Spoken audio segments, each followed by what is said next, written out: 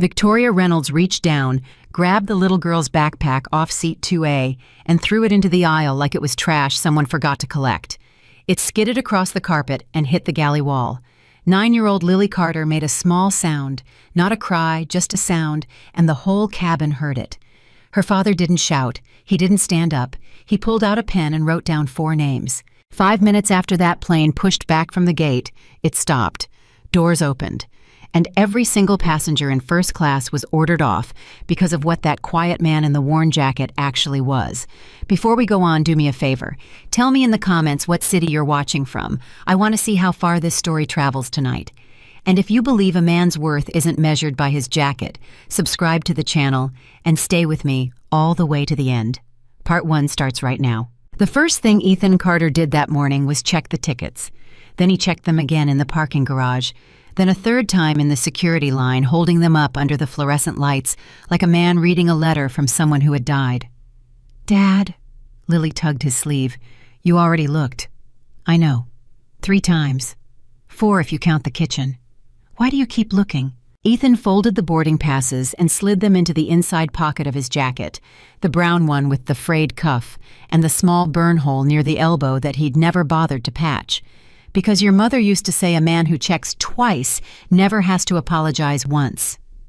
Lily thought about that the way 9-year-olds think about things seriously and for about 4 seconds. "That doesn't explain 4 times. "No," Ethan admitted. "It doesn't." She grinned at him, and he felt the whole 9 years of his life since her birth land on his shoulders at once heavy and good. The truth was simpler than anything he could have said out loud. Those 2 boarding passes represented 11 months of overtime, 11 months of Saturdays under a Cessna's cowling with grease in the creases of his knuckles, 11 months of packing his own lunch instead of buying it, of driving a truck with 214,000 miles on it because a new one could wait, of telling a 9-year-old, "Not this month, sweetheart, maybe next month," until she stopped asking. Seat 2A and Seat 2B, first class, Meridian Airways Flight 1147, Chicago to Charleston. Charleston because that was where Sarah was from. That was where her mother's house still stood on a street lined with live oaks, and where a small white church held a small brass plaque with her name on it, and where Lily had never once set foot in her entire life. 2 years. 2 years since the phone call, since the hospital corridor with the bad coffee, since the day Ethan Carter learned exactly how much a human being could carry before he had to sit down on the floor of a stairwell and put his head in his hands.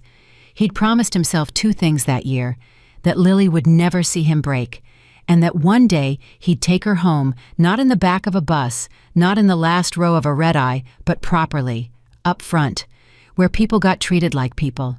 "Dad, yeah. Are we rich now?" Ethan laughed, a short, surprised bark of a laugh that got a look from the TSA agent.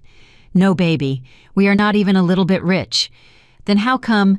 "Because sometimes," he said, crouching down to fix her jacket zipper, "you spend a lot on one thing so you can remember it forever. That's not rich. That's just choosing." "Choosing what?"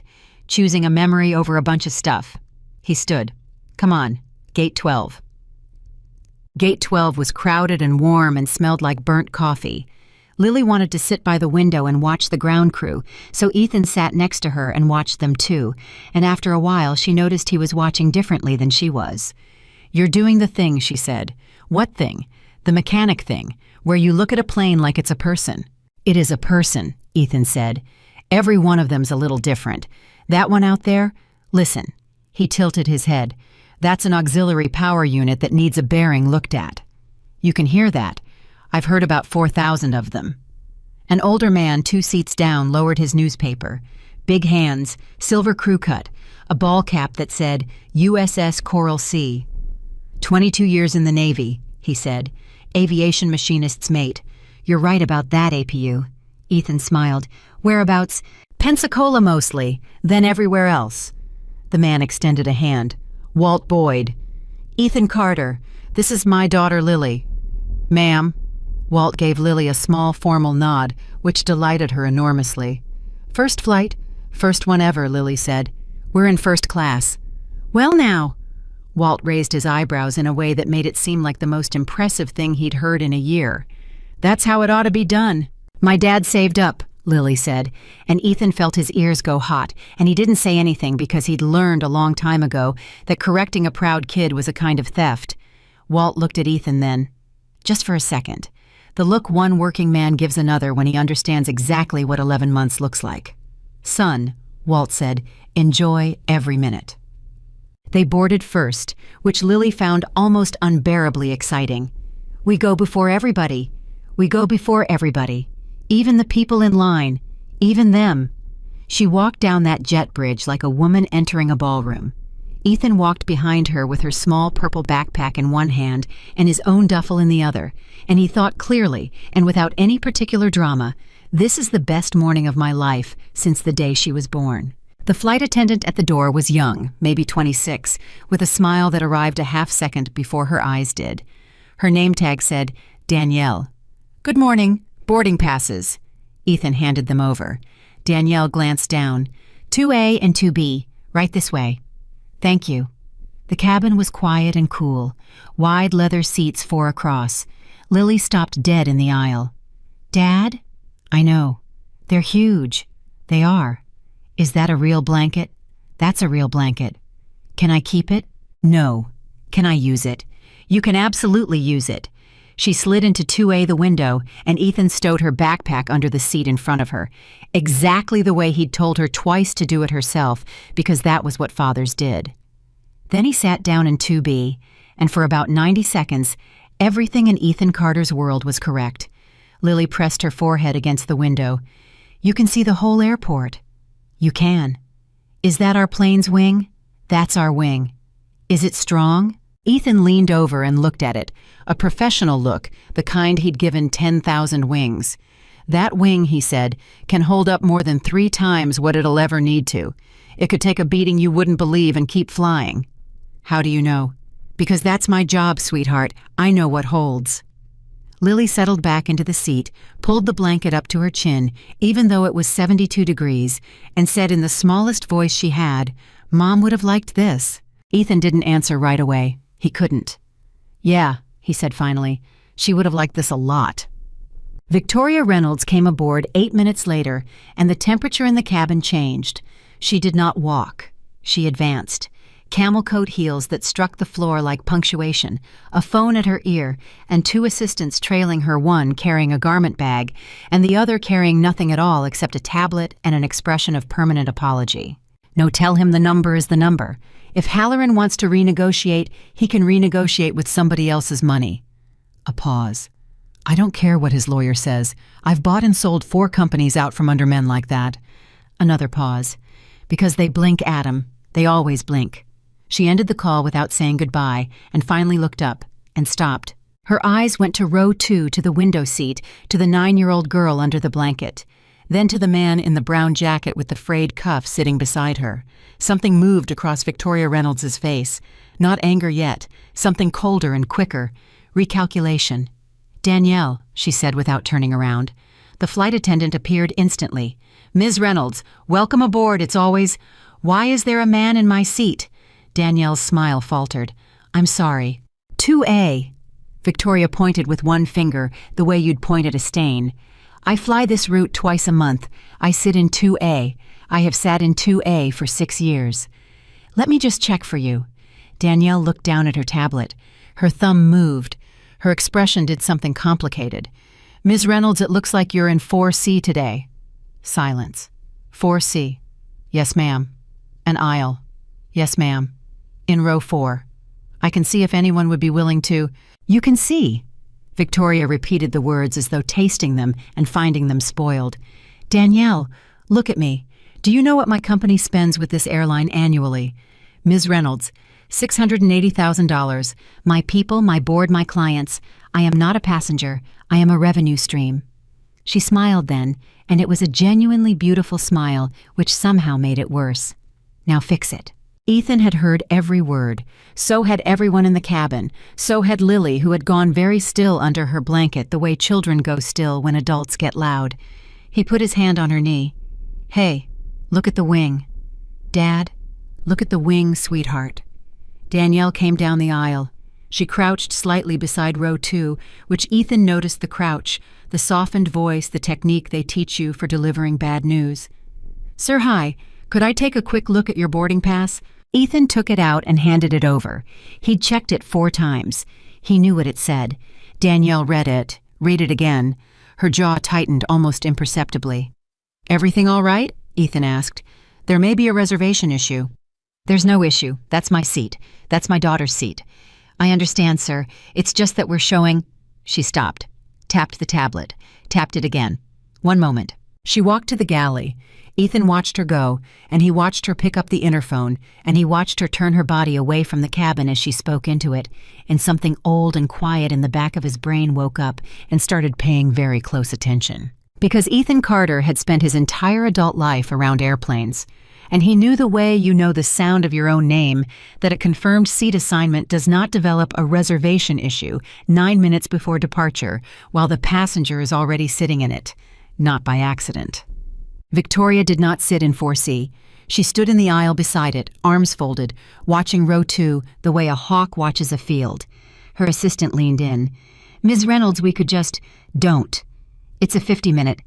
Adam, if I let a 50-minute inconvenience happen to me, I have taught this airline that inconveniencing me is free." She didn't lower her voice at all.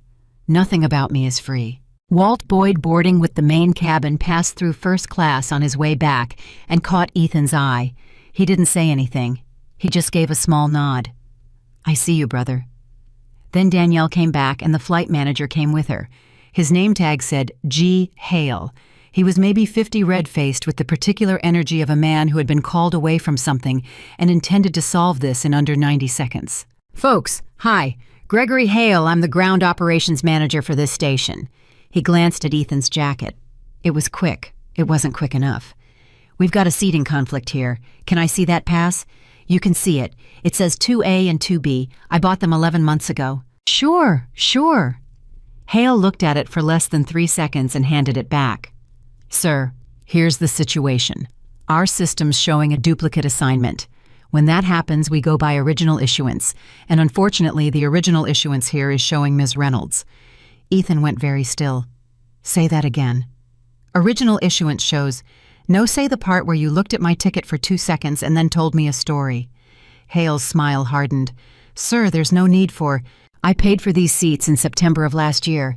Ethan's voice never rose. Not once. That was the thing several people in that cabin would remember afterward, that he never raised his voice. "Confirmation code, I can pull it up right now. Card statement, I can pull that up too. Seat assignment locked at purchase because I paid the fee to lock it. $29 each. I remember because it was almost $60 I didn't want to spend, and I spent it anyway so that this exact conversation would never happen." Hale blinked. "So let's not do the system thing," Ethan said. "Let's do the true thing.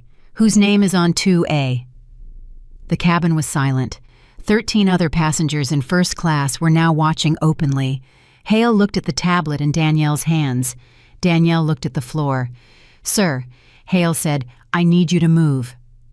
Lily's hand came out from under the blanket and closed around her father's wrist. Ethan felt it, in years old, and she already knew the shape of adults deciding something about her family. "Dad, it's okay. Are we in trouble?" And there it was. Ethan had been hit in the face once at 19 in a bar he shouldn't have been in.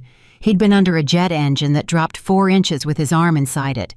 He'd been standing in a hallway when a doctor came out and didn't have to say anything at all because his face said all of it. None of that landed like "Are we in trouble?" He turned in his seat so his back was to Hale, so his back was to Victoria, so that for 1 second there was nobody in the world but the 2 of them. "Look at me," he said. "Are you looking—" "Yes. We did nothing wrong. Do you hear me? Not one thing. You didn't do anything wrong, and I didn't do anything wrong. Some grown-ups are making a bad choice right now. That's on them. It is not on us." "But they said—" "I know what they said." He tucked her hair behind her ear. "Sweetheart, listen. When people look at somebody and decide what they're worth before they've said a word, that's the smallest thing a person can do, and we're not going to be small back. Okay." Lily's eyes were wet. She nodded. "That's my girl." He straightened up, and when he turned back around, his face had changed, not angry, cleared, like a man setting down a toolbox and picking up a different one. "Mr. Hale, Sir, I really do need... I heard you. I want to ask you something first, and I want you to answer it in front of everybody who's sitting here. Ethan's voice was calm and level, and it carried. Is there anything wrong with my ticket? Hale hesitated. It's a system. That's not what I asked. Is there anything wrong with the ticket I'm holding in my hand? No, sir. The ticket appears valid. Thank you. Ethan nodded once. Second question. Did anyone open my reservation record in the last 15 minutes? Danielle's head came up. It was fast, half a second. But Ethan caught it, and so did an accountant in 3D named Marcus Webb, who would later describe that exact half second to 3 different investigators. I wouldn't have that information, Hale said.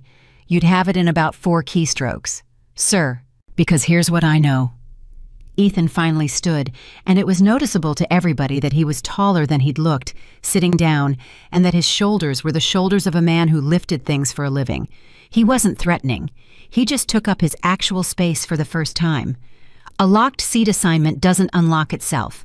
Somebody has to override it, and every override in your system leaves a name, a station code, and a timestamp. So if this is a computer error, that record's going to show a computer, and if it's not, he let the sentence sit there. It's going to show a person. Hale's face went from red to a shade nobody has a name for. From the aisle behind them, Victoria Reynolds laughed. It was a light, pleasant, absolutely devastating sound. Oh, for God's sake, she stepped forward. You've made your point. You're very well informed for a... And here she paused, and her eyes went deliberately and unhurriedly from Ethan's boots to his jeans to the burn hole in his jacket sleeve for a man in that jacket. Somebody in row 1 made a small noise. Ethan looked at her for a long moment. You want to say the rest of it? He asked. I'm sorry. You started a sentence and you quit halfway. Go ahead and finish it. There's a 9-year-old right here who's going to hear it either way, so you might as well say it clean. Victoria's chin lifted a fraction of an inch.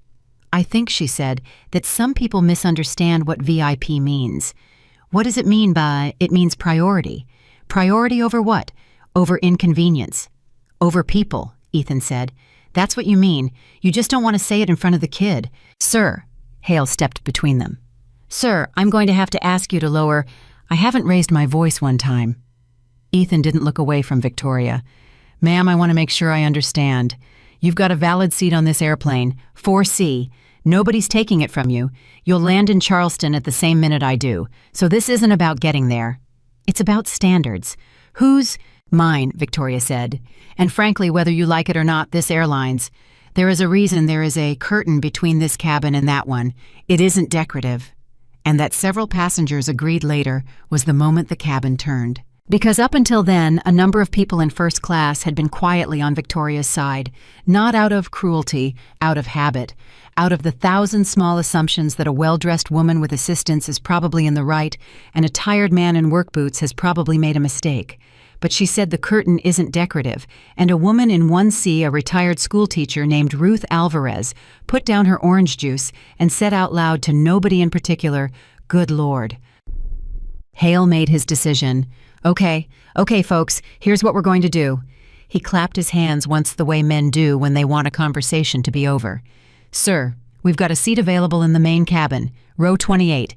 I can get you a full refund on the fare difference, plus a $200 travel voucher, and I'll personally make sure both seats.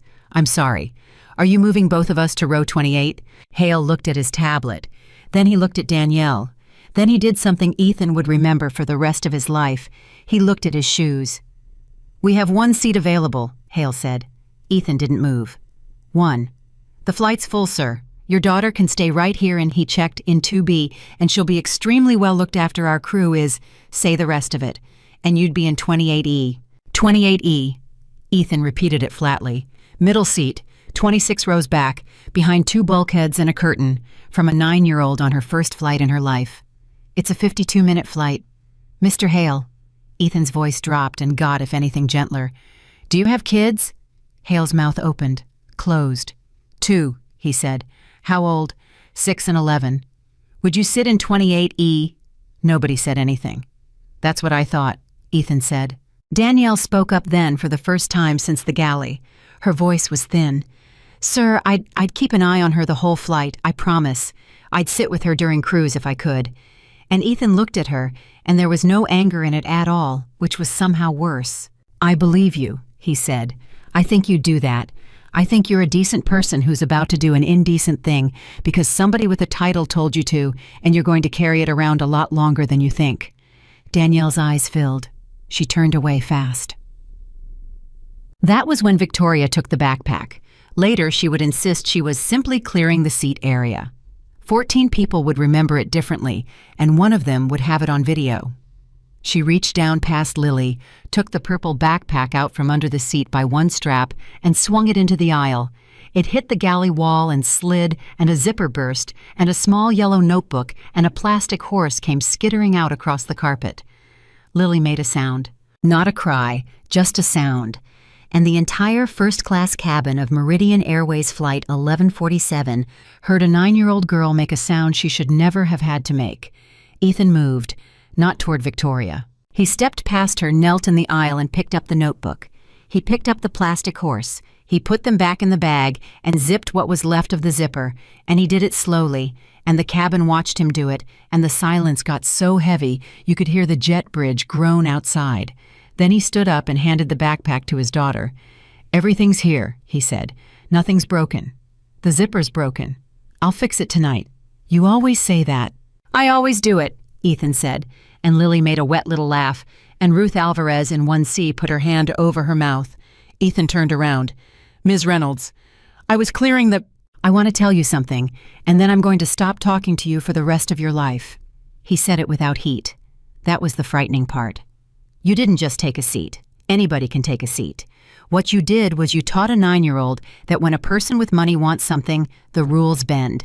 And she's going to carry that. She's going to carry it into her first job interview and her first apartment application and the first time somebody looks at her name and decides something. You put that in her today, for a window seat, on a 52-minute flight." Victoria's mouth was a thin line. "You don't know anything about me," she said. "No, ma'am," Ethan agreed. "I don't." He picked up his duffel. "But I'm about to." I walked back to 28E. That's the part nobody expected, and it's the part that mattered most. He didn't refuse. He didn't demand a supervisor. He didn't get himself dragged off an airplane in a viral video. He knelt down one more time next to 2B, whispered something to his daughter that nobody else could hear, and then he picked up his bag, and he walked 26 rows to the back of the airplane, and he sat down in a middle seat between a college kid with headphones and a woman with a sleeping infant. And he took out his phone. What he'd whispered to Lily was this: "Count to 300 for me. Slow. When you get to 300, look up." She'd asked why. He'd said, "Because I want you to see something." In 28E, Ethan Carter did not open a social media app. He did not call a lawyer. He opened his notes, and he typed in the flat, unhurried way of a man filling out a maintenance log 0847. Danielle Price, F.A., told twice ticket was valid, escalated anyway. 0851. G. Hale G&D Ops, MGR Ord.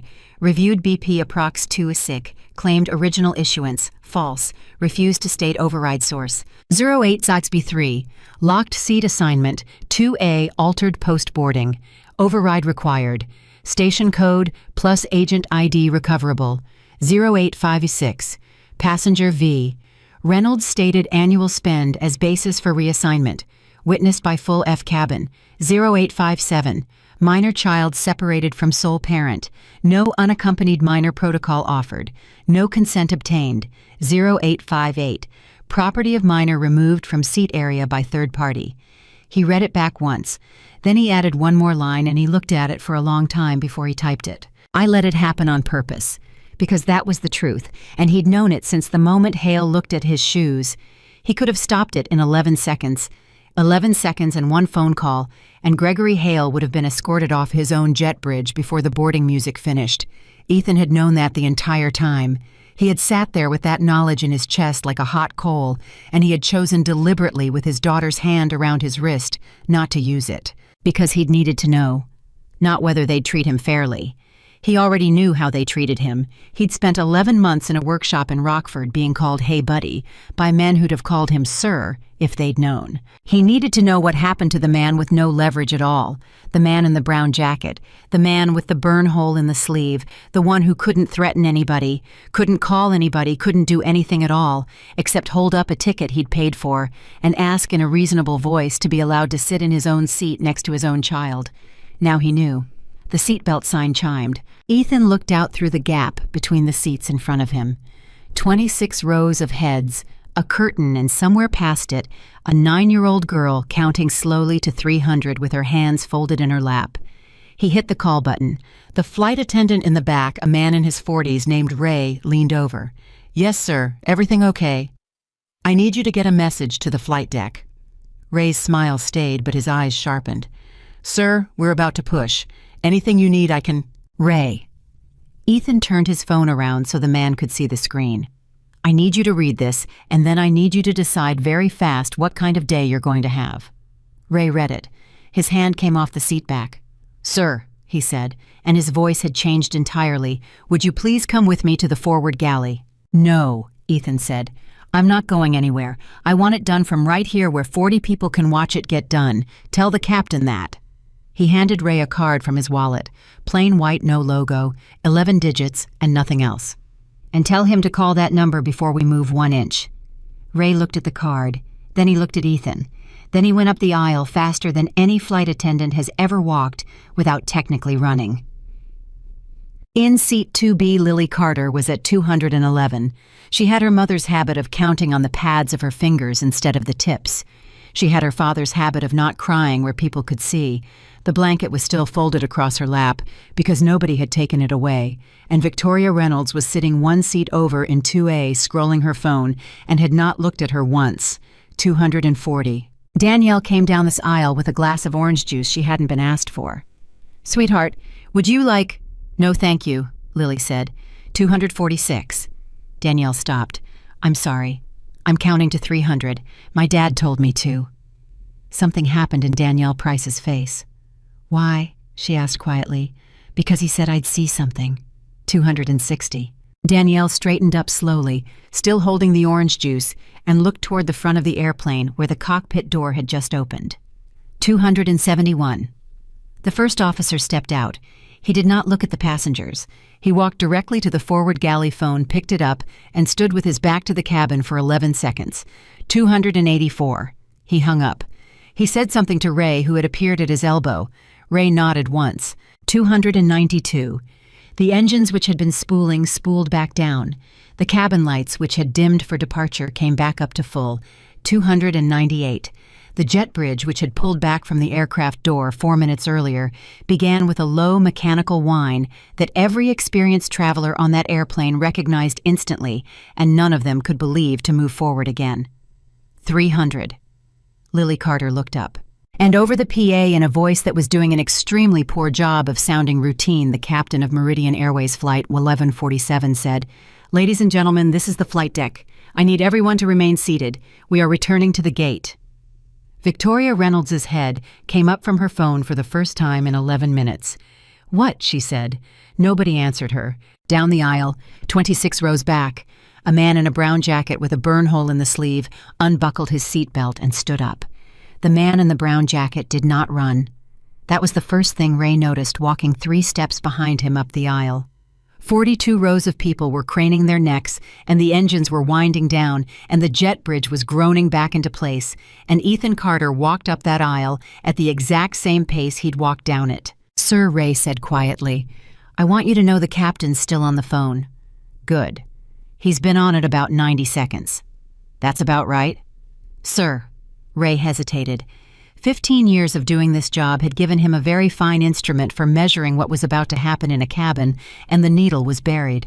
"Sir, can I ask what that number was?" Ethan didn't slow down. "Not yet." At row 20, a woman leaned into the aisle.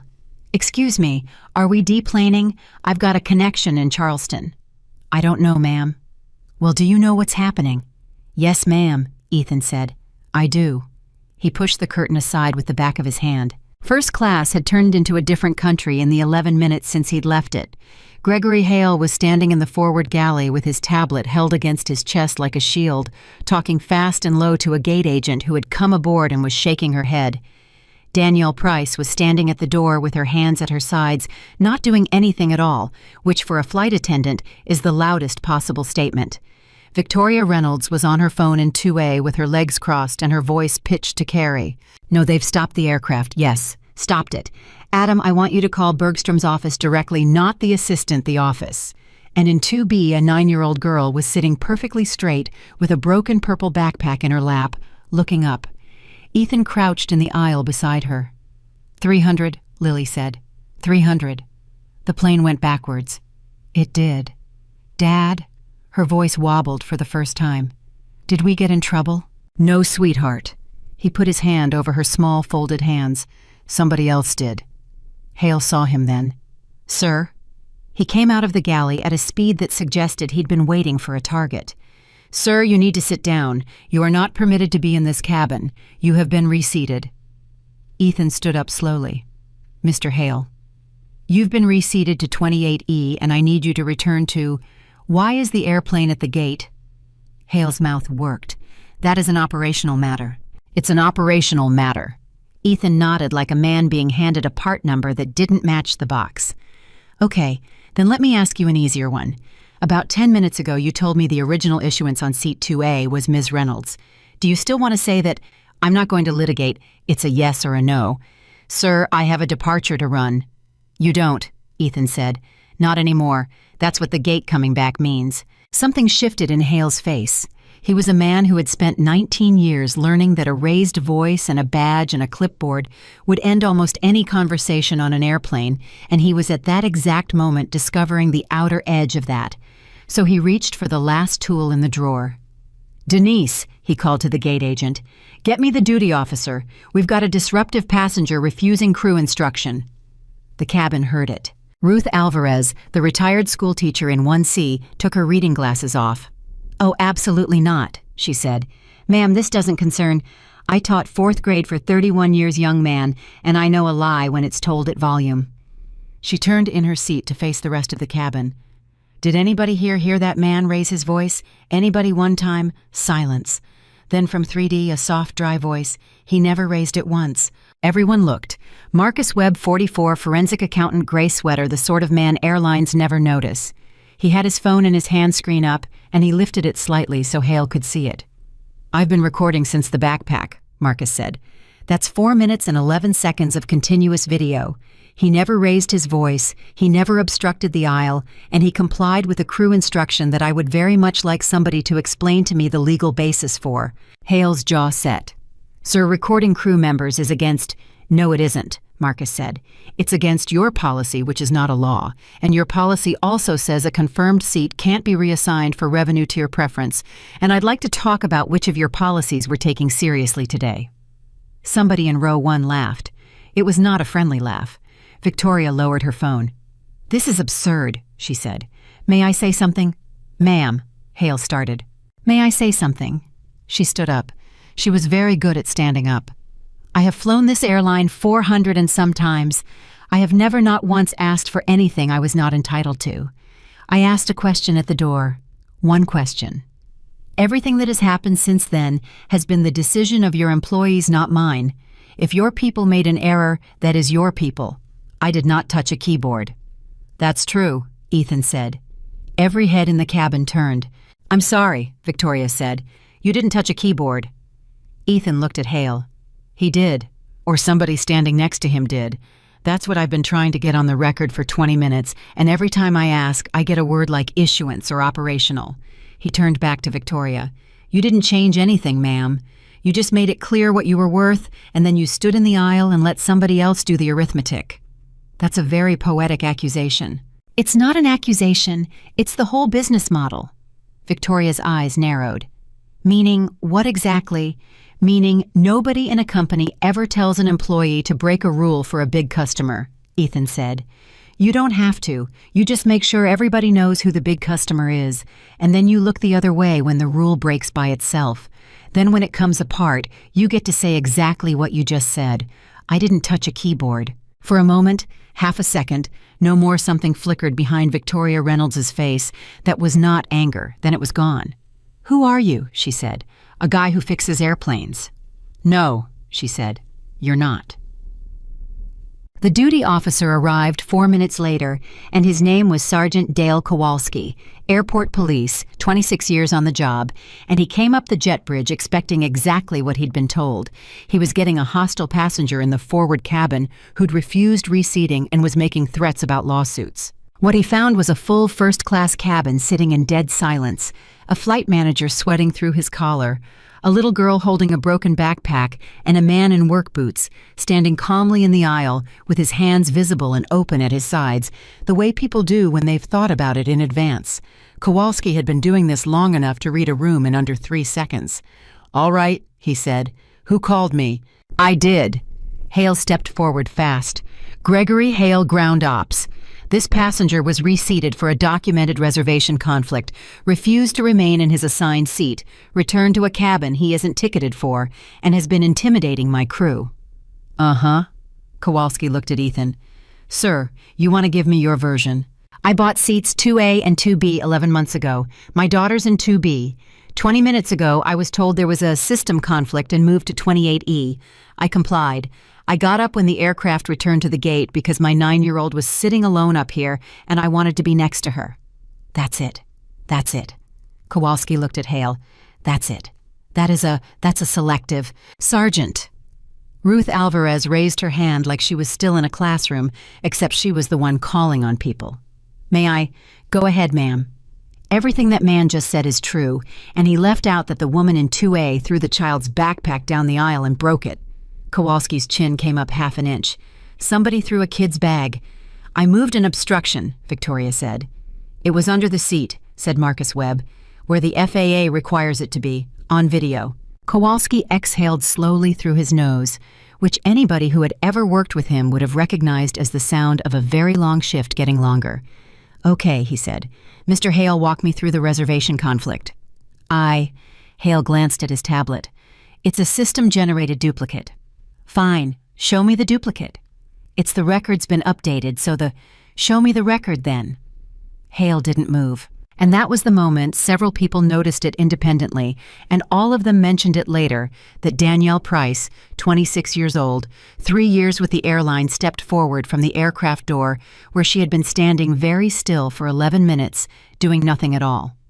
"I can show you the record," she said. "Danielle." Hale's voice was a warning. He asked to see the record. "Danielle." She held out her tablet to the sergeant, and her hand was shaking so hard the screen wobbled, and she said it anyway. At 8:49 this morning, seat 2A was showing E. Carter locked at purchase with a paid seat lock fee. At 8:53, the assignment was overridden and reissued to V. Reynolds. The override was entered from Station Terminal ORD F14, which is the podium at Gate 12 under supervisor credentials. She swallowed. "Mr. Hale's credentials." Nobody breathed. And at 8:55, Danielle said, a status flag was added to Mr. Carter's record. It says, "PAX voluntarily accepted downgrade." Ethan Carter closed his eyes for 1 second. Not in surprise. He'd known. He'd known since 28E, since the coal in his chest, since he'd typed, "I let it happen on purpose." But knowing a thing and hearing it read out loud in a quiet cabin are two different animals, and the second one has teeth. "I never said that," he said. "I never signed anything. Nobody asked me." "I know," Danielle said. "I was standing right there." "Who entered that flag?" Danielle looked at the screen, then at Hale, then at the floor. "Same credentials," she said. Kowalski took his hat off, which for him was a fairly extreme gesture. "Mr. Hale," he said, "I'm going to ask you one time in front of witnesses, and I'd think about it real carefully. Did you enter a note in a federal air carrier record stating that this man consented to something he did not consent to? That's a standard operational annotation. Yes or no? You don't understand how the system—" "It's not complicated," Ethan said quietly. "He wrote down that I agreed. I didn't agree. That's the whole thing. It's a notation. It's a document." Marcus Webb hadn't raised his voice either, and somehow that was becoming the tone of the entire cabin, everyone speaking softer and softer, while the thing at the center got louder. I do this for a living, Mr. Hale. When there's an incident, that's the record that gets pulled. That note isn't housekeeping. That note is the entire defense of your company in a claim, and you wrote it about a man who was sitting 26 rows back, holding his phone. Hale's tablet was trembling. I have a station to run. We had a 9-minute delay building. I made a call. You made a call, Ethan said. Yes, I made a call. That's my job. You make 100 calls a day, and half of them are ugly, and you pick the one that gets the airplane out the door. And which door was I standing in front of? Hale stopped. Say it, Ethan said. Because I've been standing here 25 minutes, and nobody in a uniform has said the true sentence out loud, and I would like somebody to say it before we go one step further. What was the actual reason you moved me? The cabin waited. Gregory Hale, 49 years old, 2 kids aged 6 and 19 years with Meridian Airways, a man who had once driven 40 miles in an ice storm to bring a lost wheelchair to an 80-year-old woman's hotel because he couldn't stand the thought of her waking up without it, stood in the aisle of a stopped airplane and heard himself say, because she was going to make a phone call and you weren't. Ruth Alvarez made a small sound. That's it, Hale said, and his voice cracked open. That's it. That's the reason, okay? She spends $600,000 a year, and she knows 2 vice presidents by their first names. And you had a paper ticket sleeve and a kid in a jacket. And I have had 4 escalations this quarter and 1 more, and I'm on a plan and I looked at both of you, and I did the math in about 6 seconds and I picked the one who couldn't hurt me. Nobody said anything for a long moment. Then Ethan said, "Thank you." Hale looked up, wrecked. "Thank you. That's the first honest sentence I've heard on this airplane." Ethan's voice had no cruelty in it at all. "And it's going to matter later. Remember that you said it." Victoria Reynolds had been quiet for 3 minutes, which for her was a geological era. "May I make an observation?" she said. "Ma'am, I'd sit down," Kowalski said. "I'll stand." She smoothed her coat. "Everyone in this cabin is currently enjoying a very satisfying story. The heartless rich woman, the noble working man, the little girl. It's tidy. I understand the appeal." "Ms. Reynolds, but I want to point out something since we're being honest." She looked around the cabin, and her eyes stopped at nobody in particular, which was the trick of it. "Not one of you said a word." The temperature dropped. "For 20 minutes, she said, that man stood there with a valid ticket and a child, and 13 of you sat in these seats and watched, and every one of you knew. You knew when the manager wouldn't answer his question. You knew when they offered him 1 seat instead of 2. And you all found something extremely interesting in your magazines." She let it sit. "You're angry at me. Fine. But you were comfortable right up until the moment it became fashionable not to be. So let's not pretend there are 12 heroes and 1 villain on this airplane. It landed. That was the terrible part. It landed hard and several people looked at their hands, and then a voice came through the curtain from the main cabin. She's right. Everyone turned. Walt Boyd was standing in the gap of the curtain in his USS Coral Sea cap, holding the seat backs on both sides, the way a big man does when an airplane isn't moving, but his knees don't know that. "Sir, you need to stay in the 22 years Navy," Walt said. "I know how to stand in a corridor." He looked at Victoria. "Ma'am, you're right, and you're the last person in the world who's got a right to say it, but you're right." Then he looked at the cabin. "I was in the boarding lounge with this man. He told me his wife passed. He told me he'd been saving 11 months. And when they walked him back past row 28, I saw him go by and I thought about it. I thought that's not right, and I told myself somebody else would handle it." He took his cap off. "I'm 68 years old," he said, "and I sat there." Ruth Alvarez was crying quietly and furiously, the way people cry when they're mad at themselves. "I moved my knees," she said. "That's all I did. When he walked past, I moved my knees so he could get by, and I said, 'Excuse me,' to him." "Ma'am," Ethan started. "No." She held up a hand. "No, don't you dare be gracious about it. I taught children for 31 years that if they see something wrong, they say something, and this morning I said, 'Excuse me,' and drank my orange juice." Lily tugged her father's sleeve. "Dad?" "Yeah, baby. Why is everybody sad?" Ethan crouched down beside 2B again. The whole cabin could hear him, and he didn't try to stop them. "They're not sad, sweetheart. There's something worse. They're embarrassed." "About what?" "About the part where being quiet felt like being polite." Lily thought about it. "Were you quiet too?" And there it was again, the kid finding with absolute unerring instinct the exact soft spot under the ribs. "Yeah," Ethan said. "I was." "Why?" He glanced up. 14 adults were waiting for the answer to a 9-year-old's question. "Because I wanted to know how bad it was," he said. "Sweetheart, if I'd stopped it in the first minute, I'd have found out how they treat me. I already know that. I wanted to know how they treat somebody who's got nothing to hit back with." He tucked her hair behind her ear. "And that means I let it happen to you a little longer than I had to. And I'm going to be sorry about that for a while." Lily looked at him with those enormous, serious eyes. "Did you find out?" "I did." "Was it bad?" "It was bad," Ethan said. Denise, the gate agent, came back up the jet bridge fast, and she came in without knocking on anything. "Sergeant, Mr. Hale." She was pale. "I need okay." "Okay, so the station manager isn't taking it. It's gone above the station." Hale blinked. "Above Bergstrom. Way above Bergstrom." "What does that mean?" "It means I got a call from a 302 area code," Denise said, "and the man on it said the words, 'Hold the aircraft, hold the crew, hold the gate, nobody leaves.' And then he said something about a compliance hold, and then he asked me to confirm the spelling of your name twice." The blood went out of Gregory Hale's face like a plug had been pulled. "Twice. Twice." Danielle put her hand over her mouth. Victoria Reynolds turned very slowly toward the man in the brown jacket. "Who did you call?" she said. "I didn't call anybody," Ethan said. "I gave a man a card and asked the captain to dial it." "Whose card?" "Mine." "You said you fix airplanes." "I do fix airplanes," Ethan said. "That part was true. What's the rest of it?" And Ethan Carter looked at her for a long moment, and everyone in that cabin later swore they saw him decide something. "Ma'am," he said, "in about 10 minutes, some people are going to walk through that door, and I'd rather you heard it from them than from me. Because if I tell you now, you'll think this was a trap. And it wasn't a trap. I didn't want any of this. I wanted to sit next to my kid." "That's not an answer." "No," he agreed. "It's not." The next 11 minutes were the strangest of Danielle Price's life. Nobody deplaned. Nobody was allowed to. The captain came back on the PA twice, saying nothing at all in the calmest voice available to man. In the main cabin, phones came out and stayed out. Somebody in row 19 figured out that flight on 1147 was showing a status code that nobody could remember seeing before and posted it.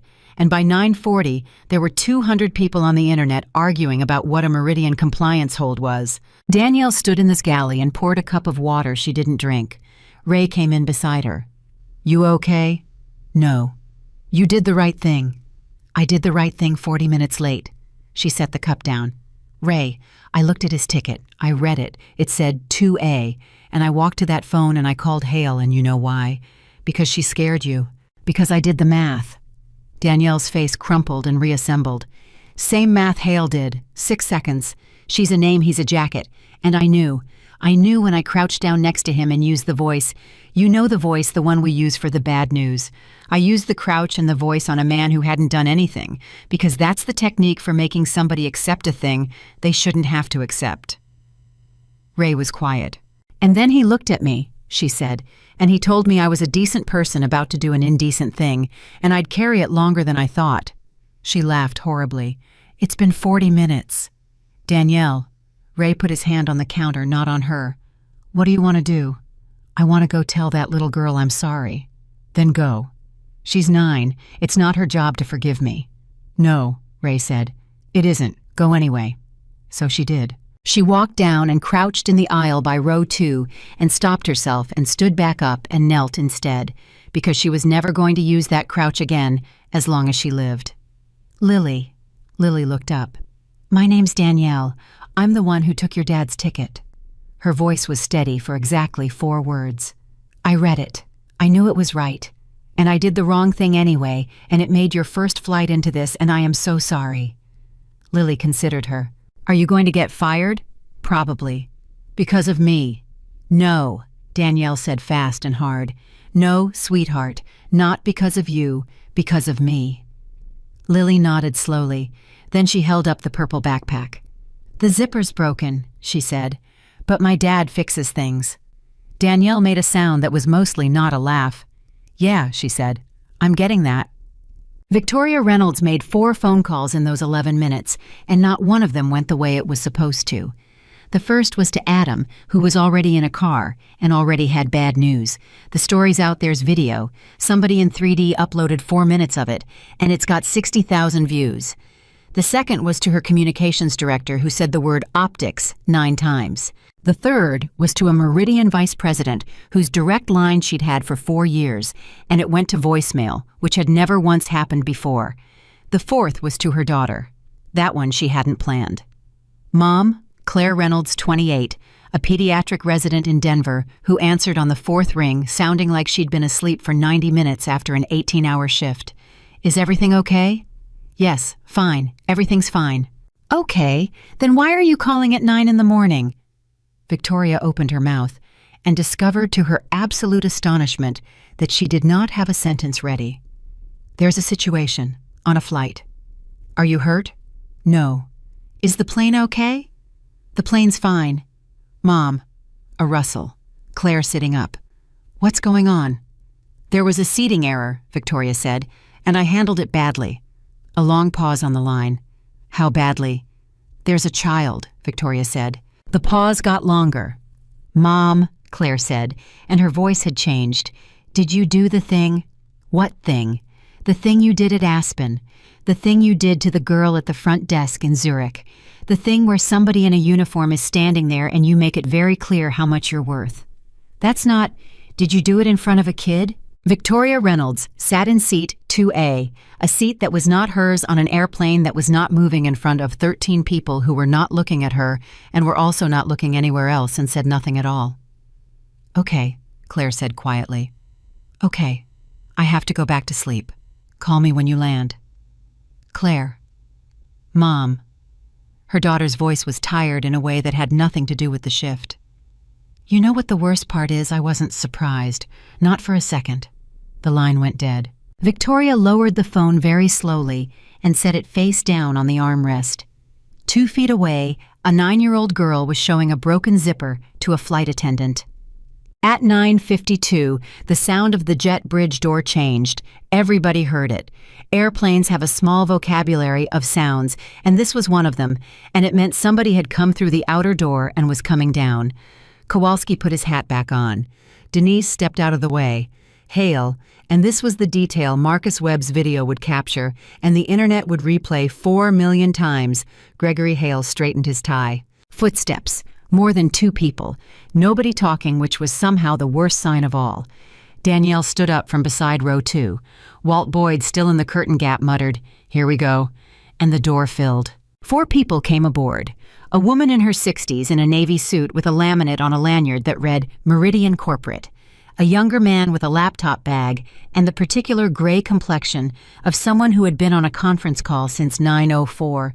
A woman with a legal pad. And behind them a tall man with white hair and a scar on the back of one hand who did not have a laminate at all, because in 31 years nobody at that company had ever once asked him for one. The woman in navy scanned the cabin fast the way people do when they've been given a name and no face. "I'm looking for," she started, and the white-haired man stepped past her, looked down the aisle and stopped. He looked at the man in the brown work jacket with the burn hole in the sleeve standing beside seat 2B with his hand on a 9-year-old's shoulder. And he said out loud in a voice that carried the whole length of first class, "Oh, hell." Nobody moved. "Ethan," the white-haired man said, "Son, please tell me you weren't on this one." Gregory Hale turned his head very slowly. Victoria Reynolds looked up from the armrest, and Ethan Carter said, "Hey, Mac? Yeah, I was on this one." "Hey, Mac? Yeah, I was on this one." For about 3 seconds, nothing happened at all. Then Thomas McAllister, 68 years old, president of Meridian Airways, 41 years in the industry, 31 of them at this company, a man who had personally signed off on the purchase of every aircraft in the fleet since 2009, walked down the aisle of Flight 1147 past 4 executives, 1 police sergeant, 1 gate agent, and 13 paying passengers, and stopped in front of a mechanic in a brown jacket. "Ethan, Mac, is she all right?" That was the first question. Not what happened, not who did this. Mac McAllister looked past Ethan at the 9-year-old in seat 2B, holding a purple backpack with a broken zipper, and he asked if she was all right.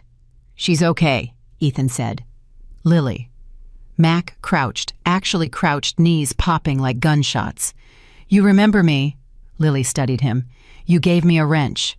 I gave you a wrench. For Christmas. That is correct.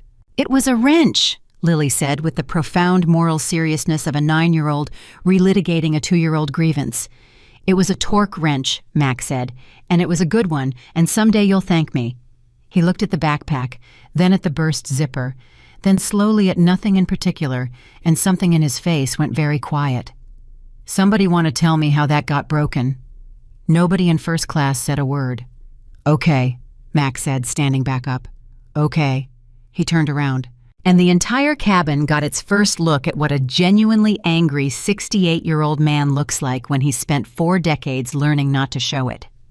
Who's the station manager? Denise raised a hand about 6 inches. He's on his way from Terminal 3, sir. He's on his way, Mac nodded. 22 minutes since the hold went out and he's on his way. All right, who's the ground ops manager? Silence.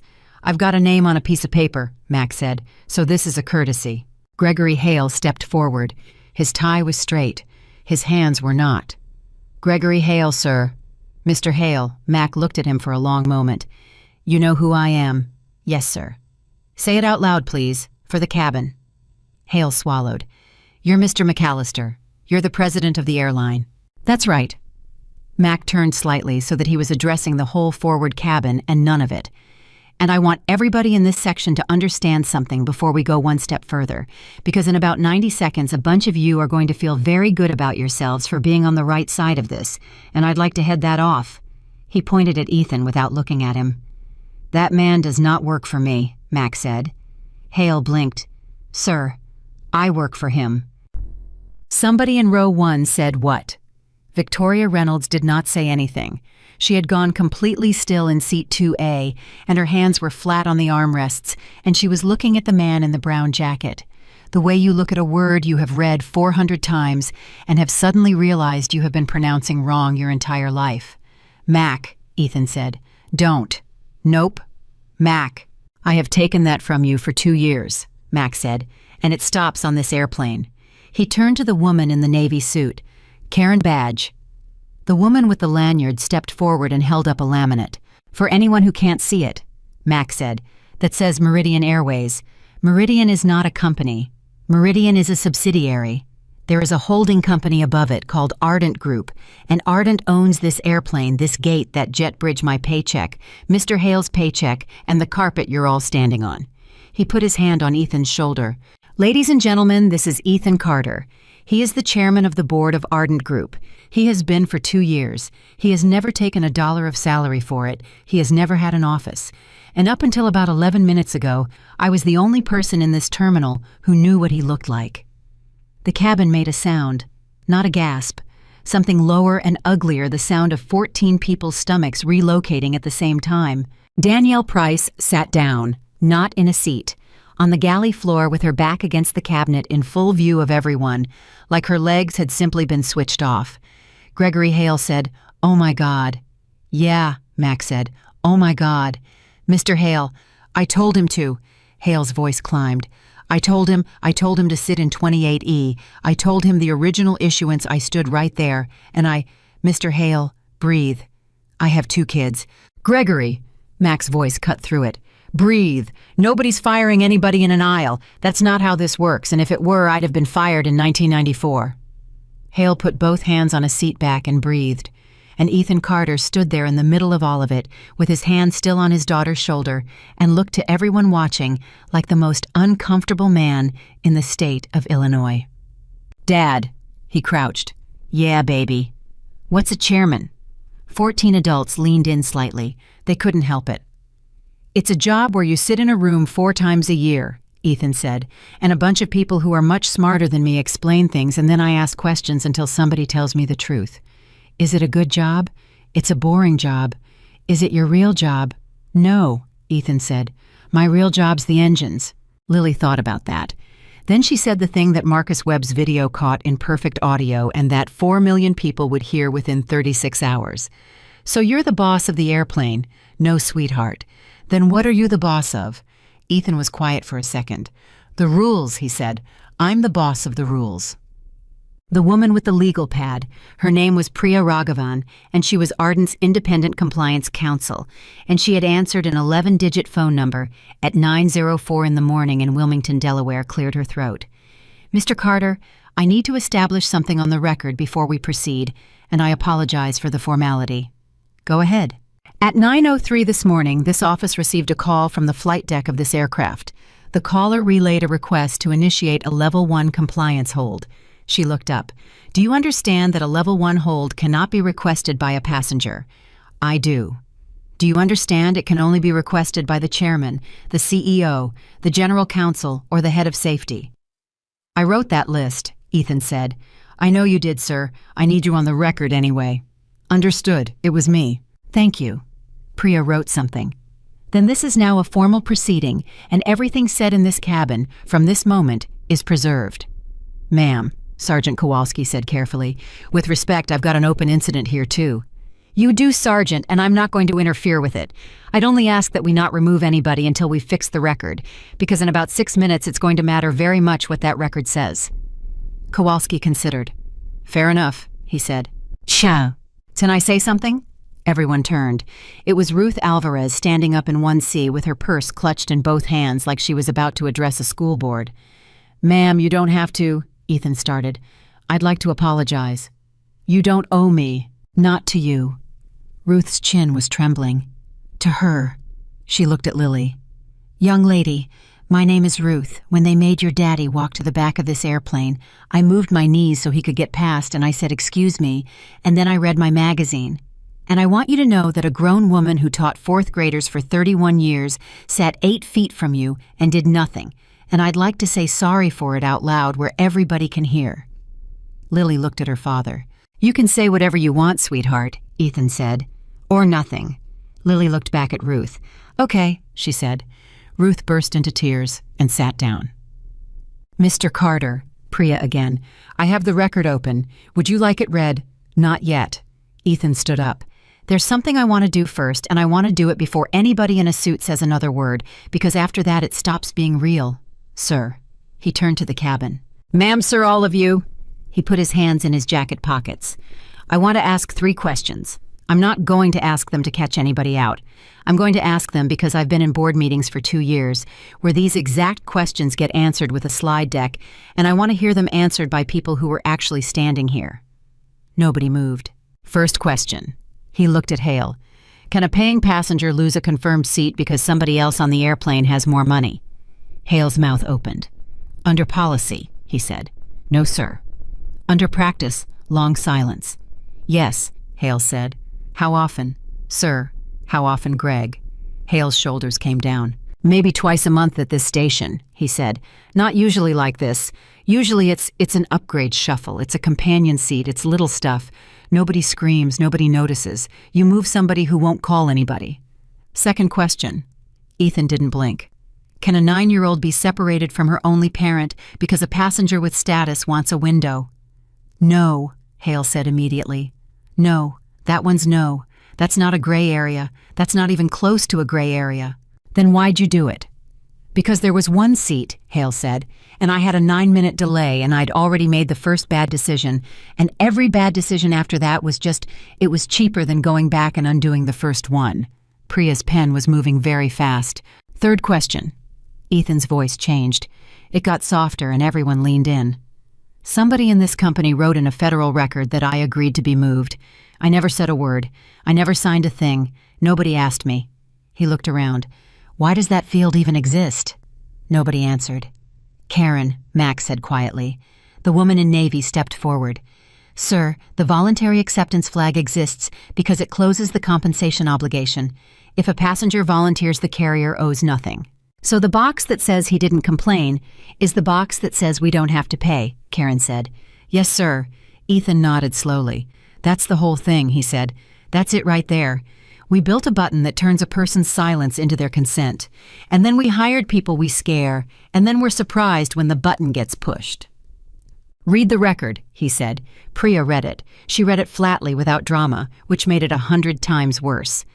At 0841 seat 2A on Meridian 1147 was assigned to passenger E. Carter, purchased 11 September of last year, seat lock fee, paid status, locked, confirmed. At 0843 seat 2B passenger L. Carter Minor, same purchase, same lock, linked, companion flag active, which under Policy 12 prohibits separation of the linked pair without written parental consent. Victoria Reynolds's head came up at Policy 12. At 0849 Terminal ORDF 14 opened the record. That's the podium at Gate 12. Whose credentials? Kowalski asked. Supervisor G. Hale. At 0851, the linked companion flag was manually cleared. At 0853, seat 2A was overridden and reissued to passenger V. Reynolds. A pause. At 0855, a status annotation was entered on Mr. Carter's record reading in capital letters, PAX voluntarily accepted downgrade. Same credentials, Danielle said from the floor. Same credentials, Priya confirmed. And at 0858, the compensation obligation on the record closed automatically at $0. Marcus Webb in 3D made a sound like a man watching a car crash he'd predicted out loud. Say that last part again, he said. The compensation obligation closed at 0. So the paperwork was finished, Marcus said, before he even sat down in 28E. Yes. Before the airplane moved. Yes. Marcus turned to Hale. You cleaned it up faster than you moved him. I didn't, that's automatic. It's automatic because somebody designed it to be, Marcus said. That's worse. That's exactly right, Ethan said. And I'm the somebody. That system got built on my watch. That's what nobody in this cabin has said yet, so I'll say it. I've sat in 4 board meetings a year for 2 years, and I signed off on architecture. I never once read line by line, and this morning I found out what it does to a man in a brown jacket. And the only reason I found out is that the man in the brown jacket happened to be me. Max said, Ethan, don't. You want to say the rest of it, or you want me to? Ethan looked at him. I'll say it, he said. He sat down on the armrest of 1D, which is not a thing chairmen do, and rubbed his face with one hand. 2 years ago in March, he said, my wife got on an airplane in Charlotte. The cabin went absolutely silent. Sarah, she was 34. She'd had a scan on a Tuesday, and she was flying home Wednesday to tell me what it said because she didn't want to tell me on the phone. He looked at his hands. She was sick, and she looked sick. She had a scarf on. She'd lost about 30 pounds by then. And she had a seat in the front of that airplane because her doctor wanted her close to the door, and there was a note on her reservation, and a gate agent moved her to row 31 because a man in a suit wanted to sit with his colleague. Nobody breathed. She didn't fight it, Ethan said. That was Sarah. She never fought anything in her life that wasn't cancer. She sat in row 31 for 2 hours and 40 minutes, and she got off that plane and she was gray. And I met her at the curb and I said, what's wrong? And she said, his voice caught once and he waited it out. She said, I just didn't have it in me to argue today. Ruth Alvarez had her hand over her mouth. She lived 11 more months, Ethan said. That flight didn't kill her. I want to be clear about that because I've had 2 years to be honest about it, and I'm not going to start lying in an aisle. That flight didn't kill my wife. But it took a day from her. It took one of her last good days, and it made her feel like a piece of furniture somebody moved. He looked up. Her father built this airline. Victoria Reynolds's hand went to her mouth. Ray Sutherland, Max said quietly. Started with 2 turboprops and a hangar in Rockford in 1978. I was his mechanic. Ethan was mine. Sarah had the controlling interest, Ethan said. She never wanted it. She was a music teacher. When she died, it went to me and Lillian Trust, and I sat in a room with 9 lawyers who all wanted to know what I was going to do with it. And I told them I was going to keep fixing engines, and they could keep running the company, and I'd take 1 seat on the board and 1 rule. Policy 12, Priya said. We called it the Sarah Rule for about a week, and then legal made us stop. Ethan almost smiled. It's 4 paragraphs. It says a confirmed seat is a contract, not a suggestion. It says status doesn't move people. It says a linked child and parent don't get separated for any reason short of safety. And it says any employee who refuses an unlawful reseating instruction is protected from discipline. He looked directly at Danielle Price sitting on the galley floor. That last paragraph's been in the manual for 22 months, he said. Did you know it was there? Danielle's face was wet. No, sir. Did anybody ever tell you? No, sir. Was it in training? It was a slide, Danielle said. There was a compliance module in the spring, 41 slides. You click through them on your phone. I'm sorry, I don't remember it. Don't apologize, Ethan said. That's my failure, not yours. I wrote a rule to protect people and then I let it get delivered as slide 19 of 41. He turned. Mac. Yeah, slide 19 of 41. I heard it, Mac said grimly. I'm going to hear it in my sleep. Mr. Carter. It was the first thing Victoria Reynolds had said in 11 minutes. She stood up out of 2A. Slowly, and without any of the sound she usually made. May I ask you something? Kowalski shifted his weight. Priya's pen stopped. Go ahead, Ethan said. You're 10 o'clock. Victoria's voice was strange level, but with something scraped out of it. You have a meeting in Charleston at 10 this morning. Ardent Group Board Conference Room, 4 items on the agenda. That's right. Item 3 is a $200 million regional acquisition. Item 3, Ethan agreed, is Reynolds Vantage Capital. I've been trying to get in front of the chairman of Ardent Group for 2 years, Victoria said. 2 years. I've had 4 meetings with your CFO and 3 with your general counsel, and every single one of them ended with somebody telling me the chairman doesn't take meetings. She laughed. It came out wrong. And this morning I got on an airplane and I saw a man in a work jacket sitting in my seat. It wasn't your seat, ma'am. No, she said. It wasn't. The cabin was so quiet you could hear the jet bridge settling. You knew, Victoria said. When I got on, you knew who I was. I recognized you. You knew we had a meeting in 4 hours. Yes. And you sat there. Yes. Why? And Ethan Carter said the thing that Marcus Webb's phone did not quite catch, and that 11 people in first class heard perfectly, and that 3 of them would repeat for the rest of their lives. Because I wanted to know what you'd do, he said, when you thought I was nobody. Victoria Reynolds put her hand on the seat back. That's not a fair test, she said. No, Ethan agreed. It isn't. It's the only one that works. You let it happen. I did. To your daughter. And that landed. Everybody saw it land. Ethan's jaw tightened, and he took a breath through his nose, and he did not look away. That's the one, he said. That's the one that's going to keep me up. You want to hit me, ma'am? That's the spot, and you found it in about 9 seconds, which tells me everything about why you're good at your job. I wasn't trying to. You were. It's fine. You're right. Ethan's voice was very steady.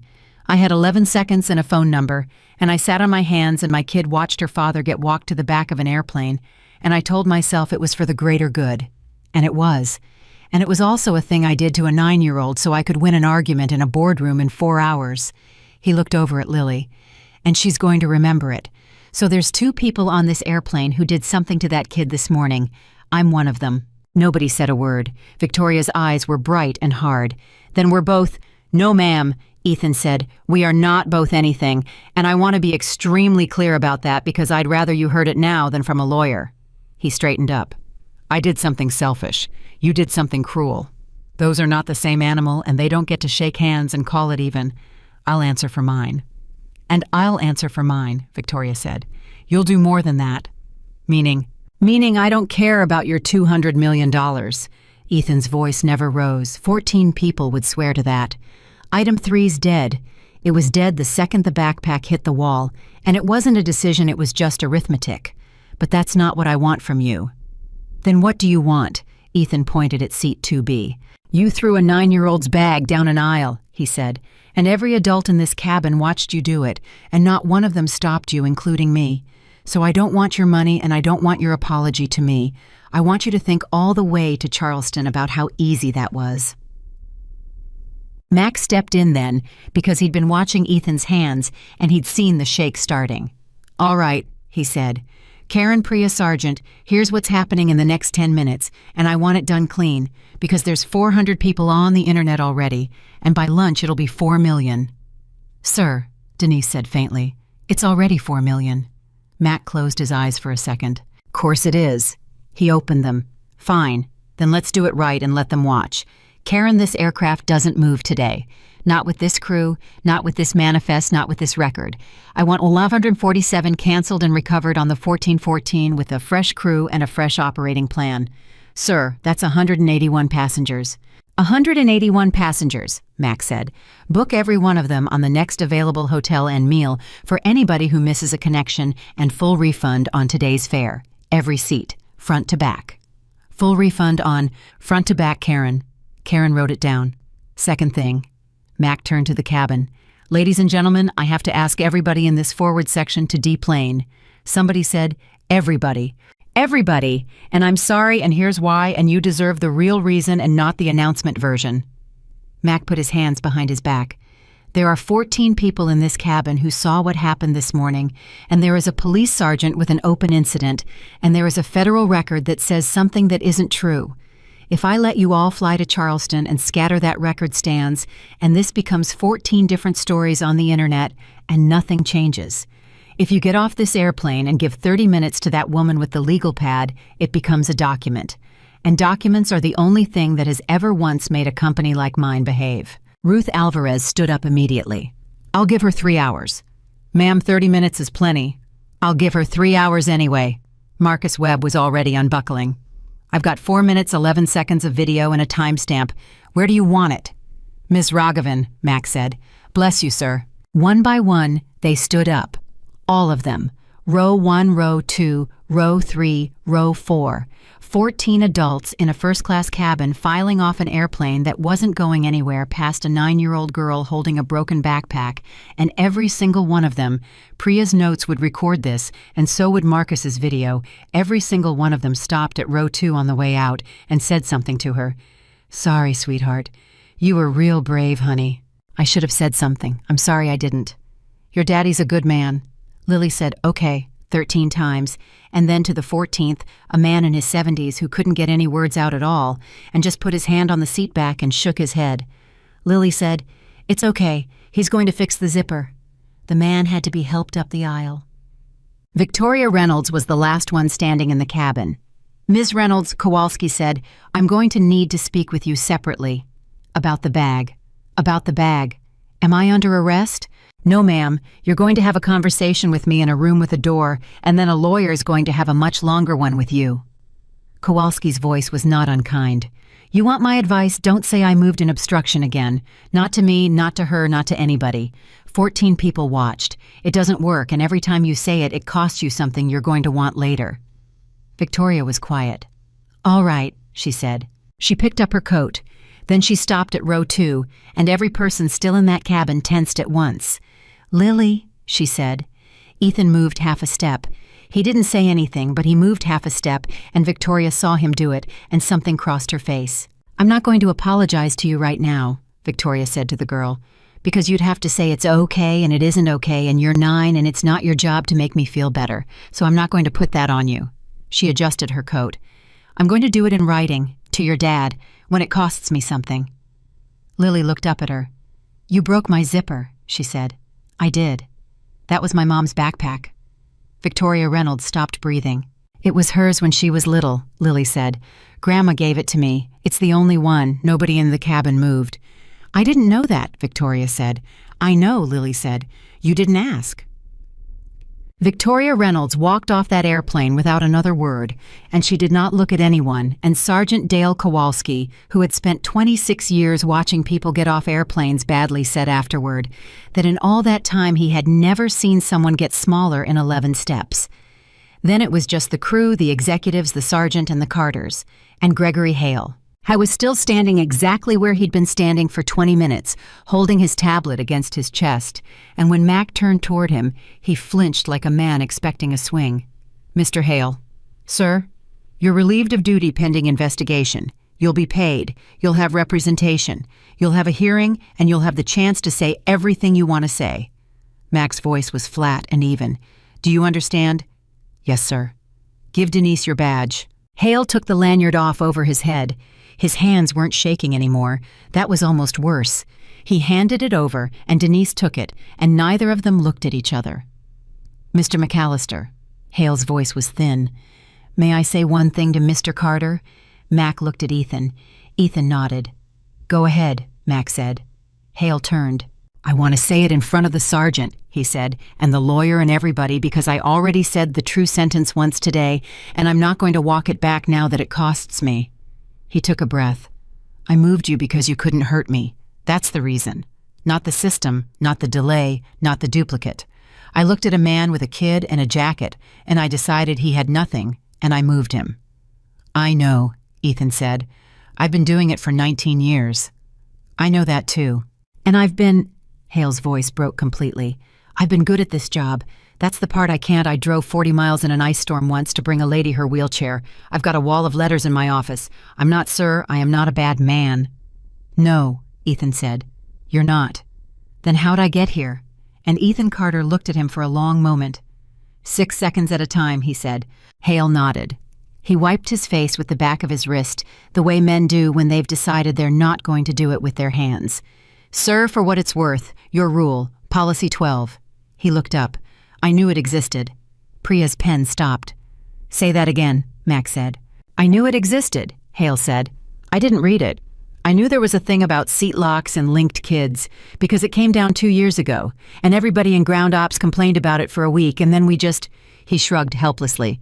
We just went back to doing it the way we do it, because nobody ever checked.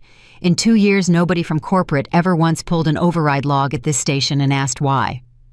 Nobody said anything. That's the answer to your question, sir, Hale said. You asked how often. Twice a month. And the reason it's twice a month isn't that we're all cruel. It's that in 2 years, not one single person has ever asked. He handed Denise his tablet. I'll be in the break room, he said, and walked off the airplane. Mac McAllister stood in the aisle of an empty first-class cabin and put both hands over his face. 2 years, he said. Mac. 2 years, Ethan. You wrote it. I signed it. We announced it. We put it in the manual. We made a slide. He dropped his hands. And not one person in this company ever pulled a log to see if anybody was following it. Did anybody's bonus depend on it? Mac didn't answer. Did it? No, Mac said. Did anybody's bonus depend on on-time departure percentage at this station? Yes. There it is. Ethan sat down heavily in seat 1D. We told them dignity was the rule, and we paid them for minutes. 9-minute delay. That's what I was this morning. I wasn't a man with a ticket. I was 9 minutes. Priya looked up from her pad. Mr. Carter, I have to ask. You said the acquisition is dead. Do you want that reflected as a board decision or a chairman's directive? Neither. Put it as pending review. Mac's head came up. Pending Ethan, she threw a kid's bag. She did. And you're leaving it open. I'm leaving it open, Ethan said, because if I kill a $200 million deal from an airplane aisle 4 hours after she insulted me personally, then every headline tomorrow says chairman punishes woman who took his seat. And that's a story about me. And I don't want a story about me. He looked up. I want a story about seat locks and override logs and a company that never once checked. Nobody clicks on that, so I'm going to have to make them. Priya wrote pending review. Mr. Carter, Danielle Price had gotten up off the galley floor. Before I know I'm probably done here, and that's fine, and I'm not asking. But there's something you should see, and if I get walked out of here in 10 minutes, nobody's going to look for it. What is it? She held out Hale's tablet. When I pulled your override log, she said, the system showed it in a list, because it groups them, by station and credential. She swallowed. Yours wasn't the only one. The cabin got very quiet. Ethan took the tablet. How many at this station this month? Danielle's voice was barely there. 19. Max swore under his breath. 19 manual seat overrides on locked assignments at Gate 12 alone, Danielle said. Since the first. Ethan scrolled and stopped. Priya. Sir. Come look at this. She came. So did Mac. So did Karen with the lanyard. 14 days ago, Ethan said. Same terminal, same credential. Locked seat, linked companion flag, cleared passenger, reassigned to row 33. Priya leaned in. Who's the passenger? Doesn't say a name in this view, just an initial and a status code. Ethan's voice had gone very flat. M. Okoye, and the code on the linked flag is UMNRA. Karen's face changed color. What's UMNRA? Kowalski asked. Nobody answered him. What's UMNRA? Unaccompanied minor assisted, Karen said. It's a child traveling with a designated adult who isn't the parent. Grandmother usually. Foster placement sometimes. And they cleared the link, Ethan said. They cleared the link. So somewhere 14 days ago. Ethan said slowly. Somebody sat a kid in row 33 by herself and moved the adult responsible for her and closed the compensation field at $0. And there is no chairman in this story and no video and nobody stopped the airplane. He set the tablet down on the seat. And for the first time all morning, Ethan Carter looked like a man who had been hit. Mac, he said, pull every station, not just O'Hare. Every station in the system, 24 months, every manual override on a locked seat with a linked miner.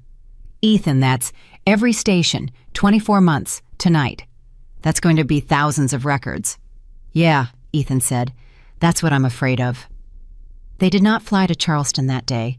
That was the first thing, and it was the thing that mattered most to the only person on the airplane who hadn't asked for any of it. Dad. Yeah, baby. Are we still going? Ethan set the tablet down on the seat beside him and turned around, and for the first time that morning, he didn't have an answer ready. I don't know yet, he said. You said we'd go to Mom's town. I did say that. You said we'd see the church with her name on it. I did. Lily's chin did something small and terrible. Is it because of me? She said. Because I got upset about the backpack.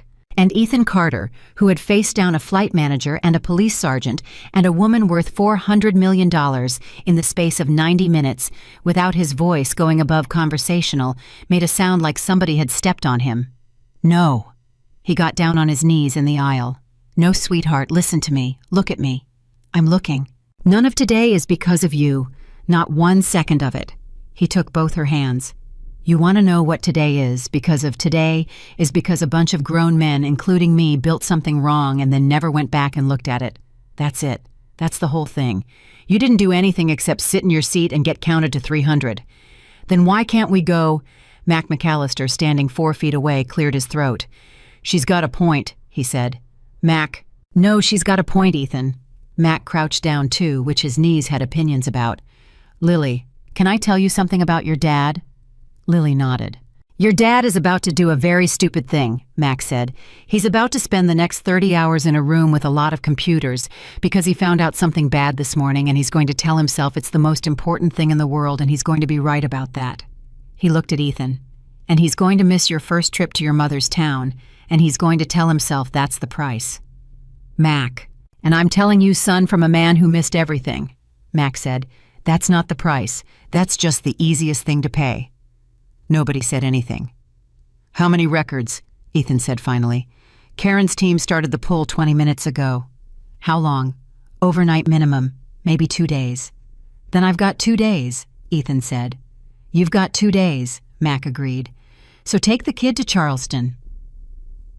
They took the 1414 with the fresh crew. Ray worked it. He'd volunteered over the objections of a scheduler who had never once in her life had a flight attendant volunteer for a recovery leg, and he put the Carters in row 11 main cabin aisle and window because Ethan had asked for it specifically, and Ray had not asked why. Lily fell asleep somewhere over Kentucky with her head on her father's arm and the broken backpack in her lap. Ray came down the aisle with a cup of coffee nobody had ordered. Sir? Ethan. Ethan. Ray set it down. Can I ask you something? Go ahead.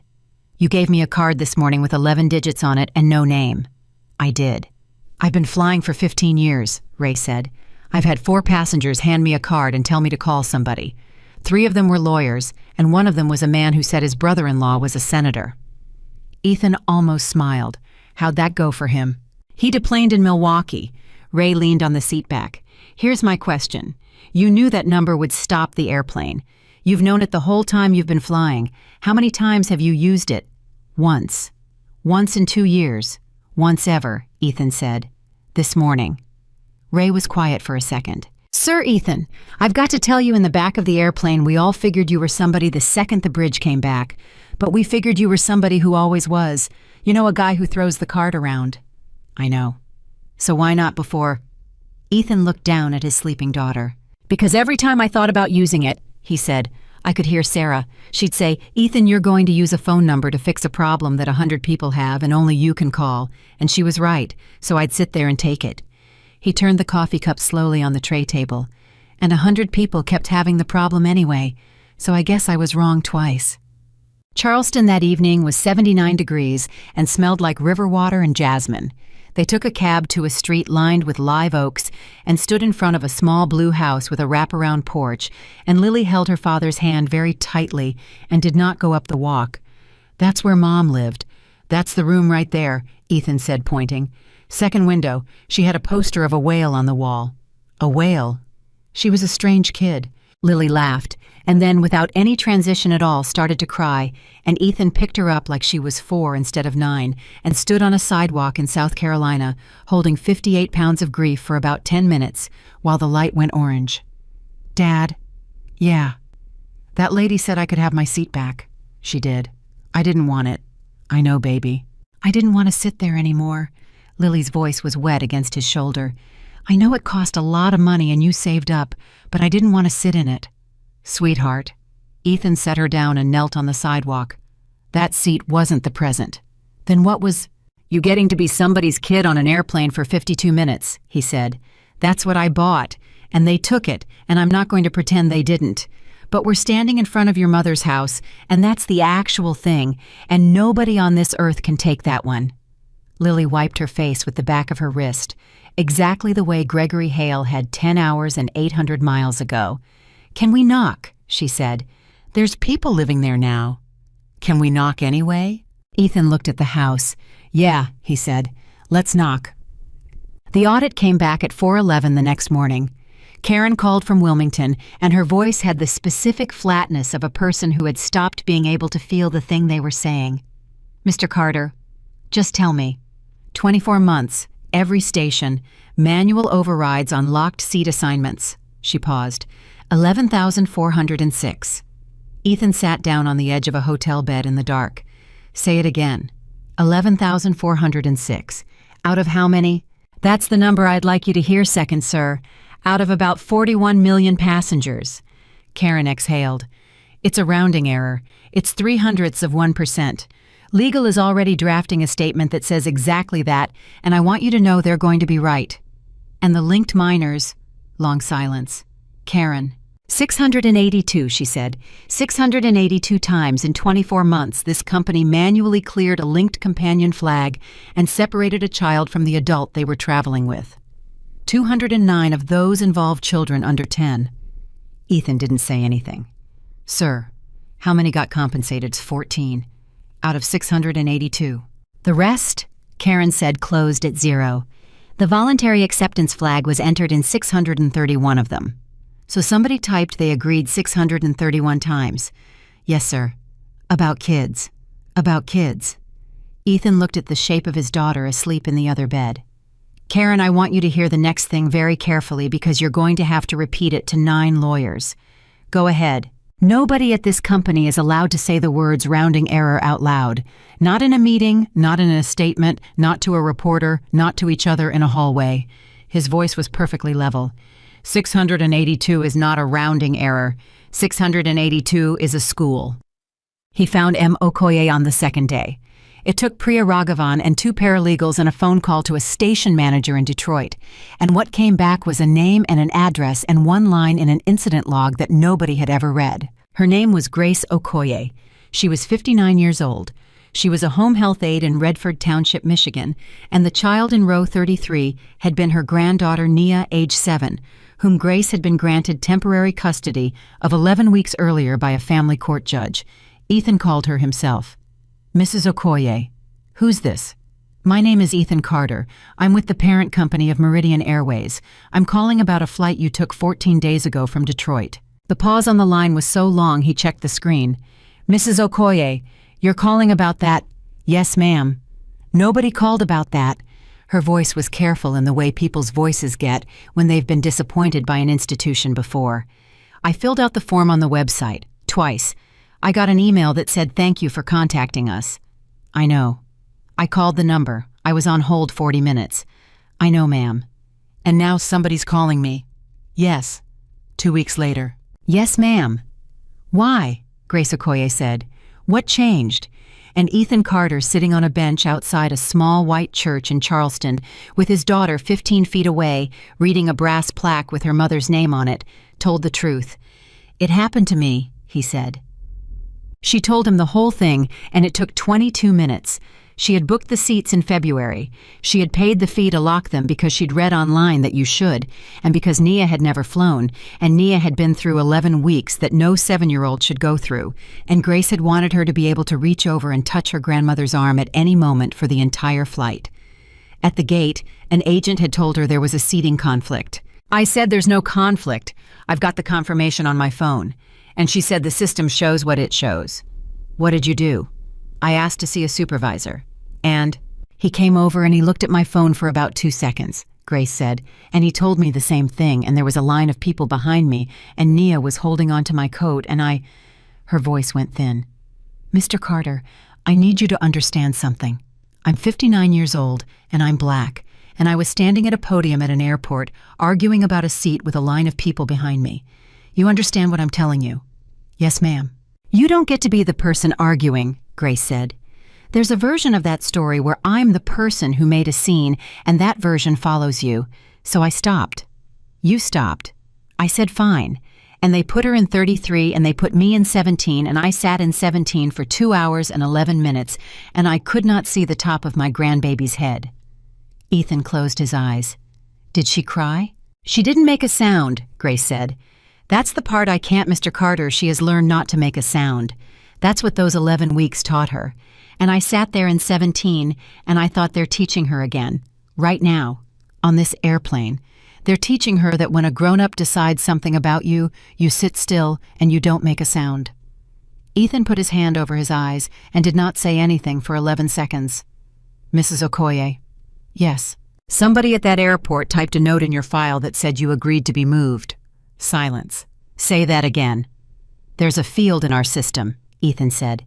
It says the passenger voluntarily accepted the change. Somebody checked it on your record. And when that gets checked, the company doesn't owe you anything, and the complaint closes, and nobody ever looks at it again. I never agreed to anything. I know. I said fine, Grace said. That's not the same word. No, ma'am, Ethan said. It is not. He flew to Detroit on a Thursday. Not on the company plane. There wasn't a company plane. Ethan had sold it 14 months earlier over the objections of 6 board members, and the resulting savings had funded a hardship program that nobody had ever bothered to publicize. He flew coach on the 640, and he brought Lily, and he brought a purple backpack in a paper bag. Grace Okoye's kitchen had a table with 4 chairs and a window with a cracked pane and a refrigerator covered in a 7-year-old's drawings. You didn't have to come here, Grace said. I did, though. You could have sent a lawyer.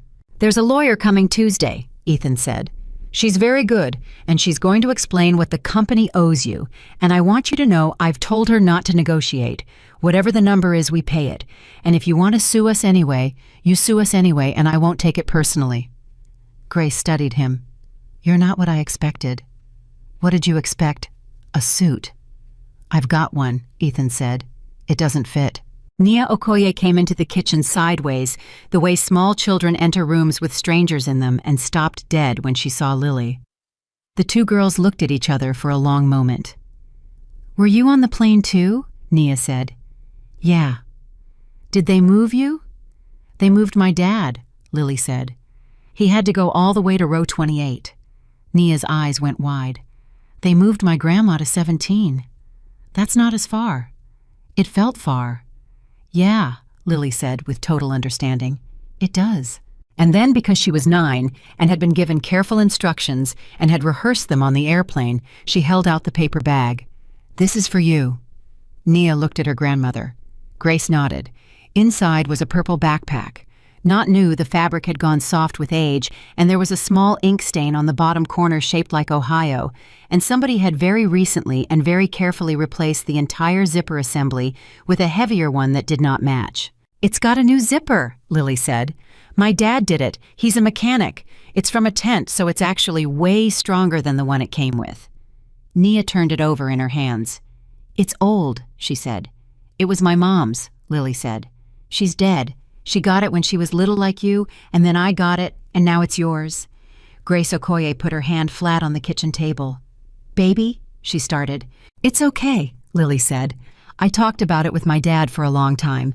He said it was my decision, and I decided. She looked at Nia. It's not because I feel bad for you. It's because a lady grabbed it out of my seat and threw it and it broke, and if it just sits in my closet, then that's the last thing that ever happened to it. So now that's not the last thing."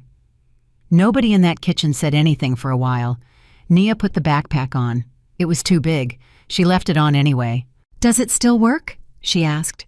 Lily reached over and zipped it all the way up in one smooth pull. "Better than before," she said. The hearing for Gregory Hale was on a Monday in a conference room in Chicago, and it lasted 4 hours. Ethan did not attend. Priya had been extremely clear about that. "You cannot be the complainant and the judge, sir, not on the same record." And so he sat in a coffee shop on Higgins Road and waited.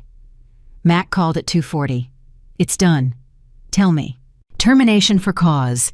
Falsification of a federal air carrier record, unauthorized override of a locked assignment, and separation of a linked minor without consent." Mac's voice was heavy. "He didn't contest a single one of them." "None. His rep tried. Hale wouldn't let him." Mac paused. "You want to hear what he said at the end?" "Yeah."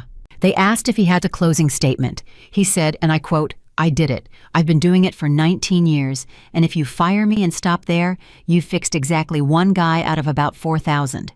Ethan set his coffee down. "He's right. I know he's right." "Mac, how many others?" "Across the system, on the override logs." A long breath.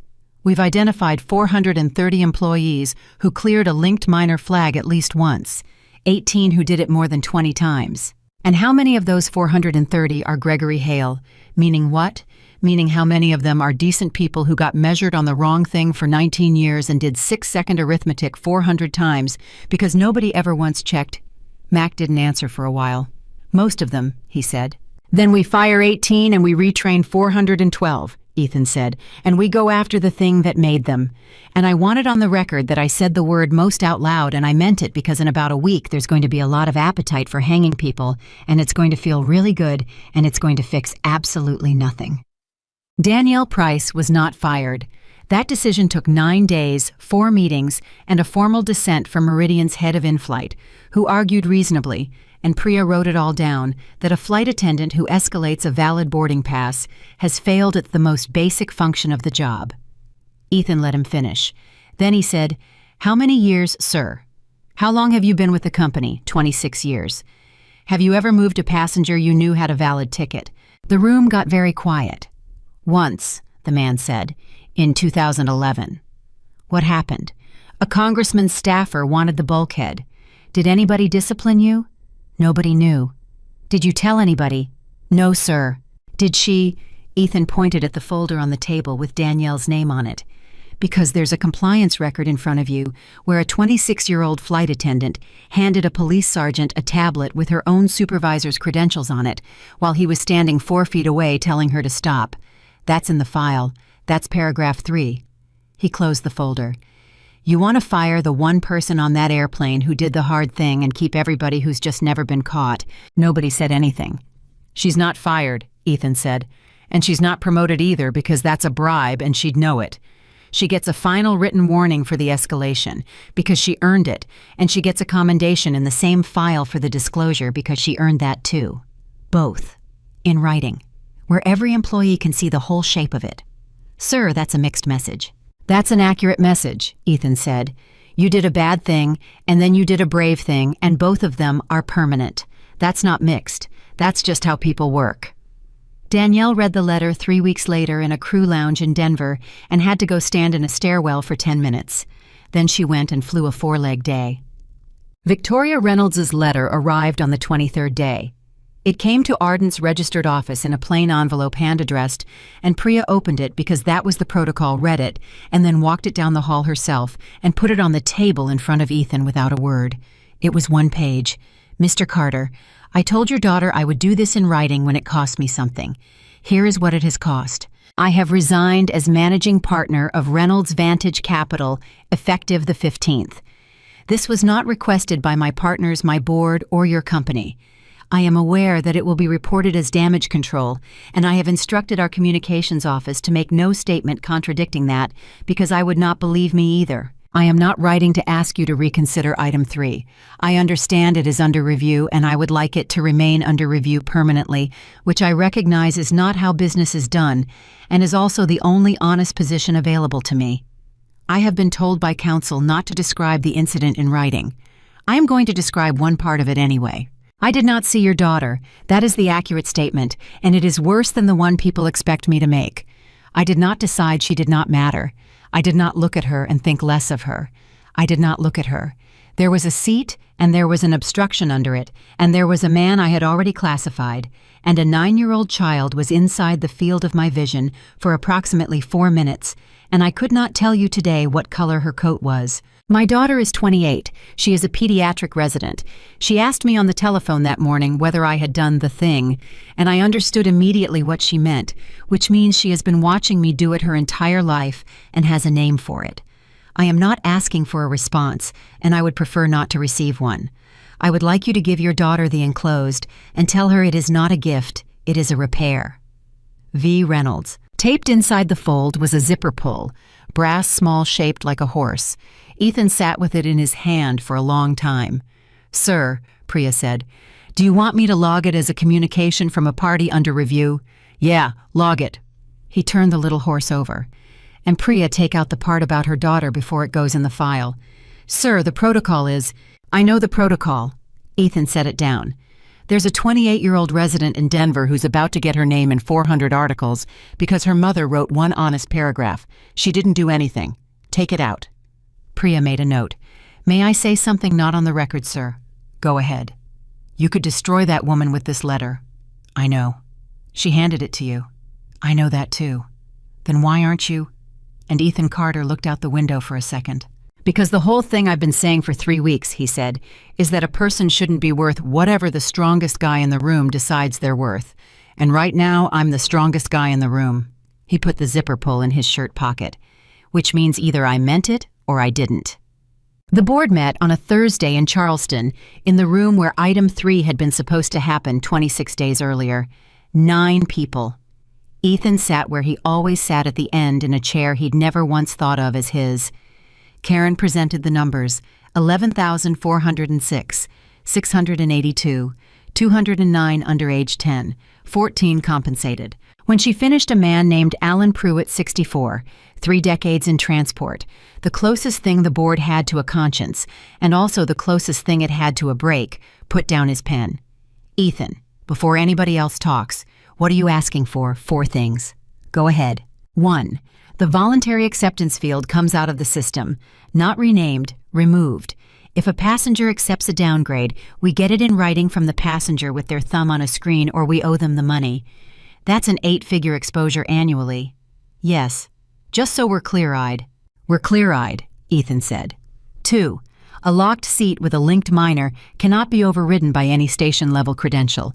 Not a supervisor, not a station manager. It goes to system ops, or it doesn't happen. "That'll cost us on time." "Yes."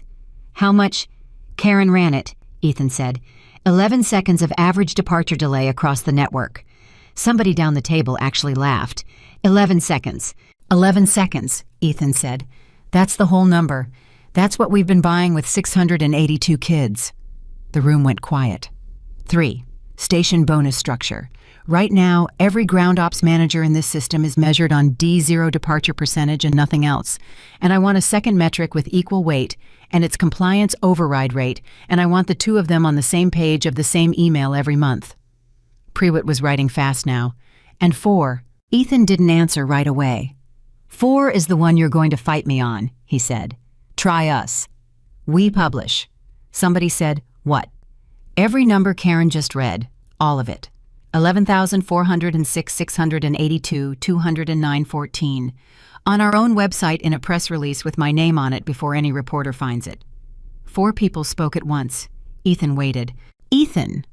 Pruitt held up a hand, and the room settled. "You understand what you're handing the plaintiff's bar?" "I do." "You understand you're handing it to them for free?" "I do." "Then explain it to me like I'm slow." "There's a woman in Redford Township, Michigan," Ethan said.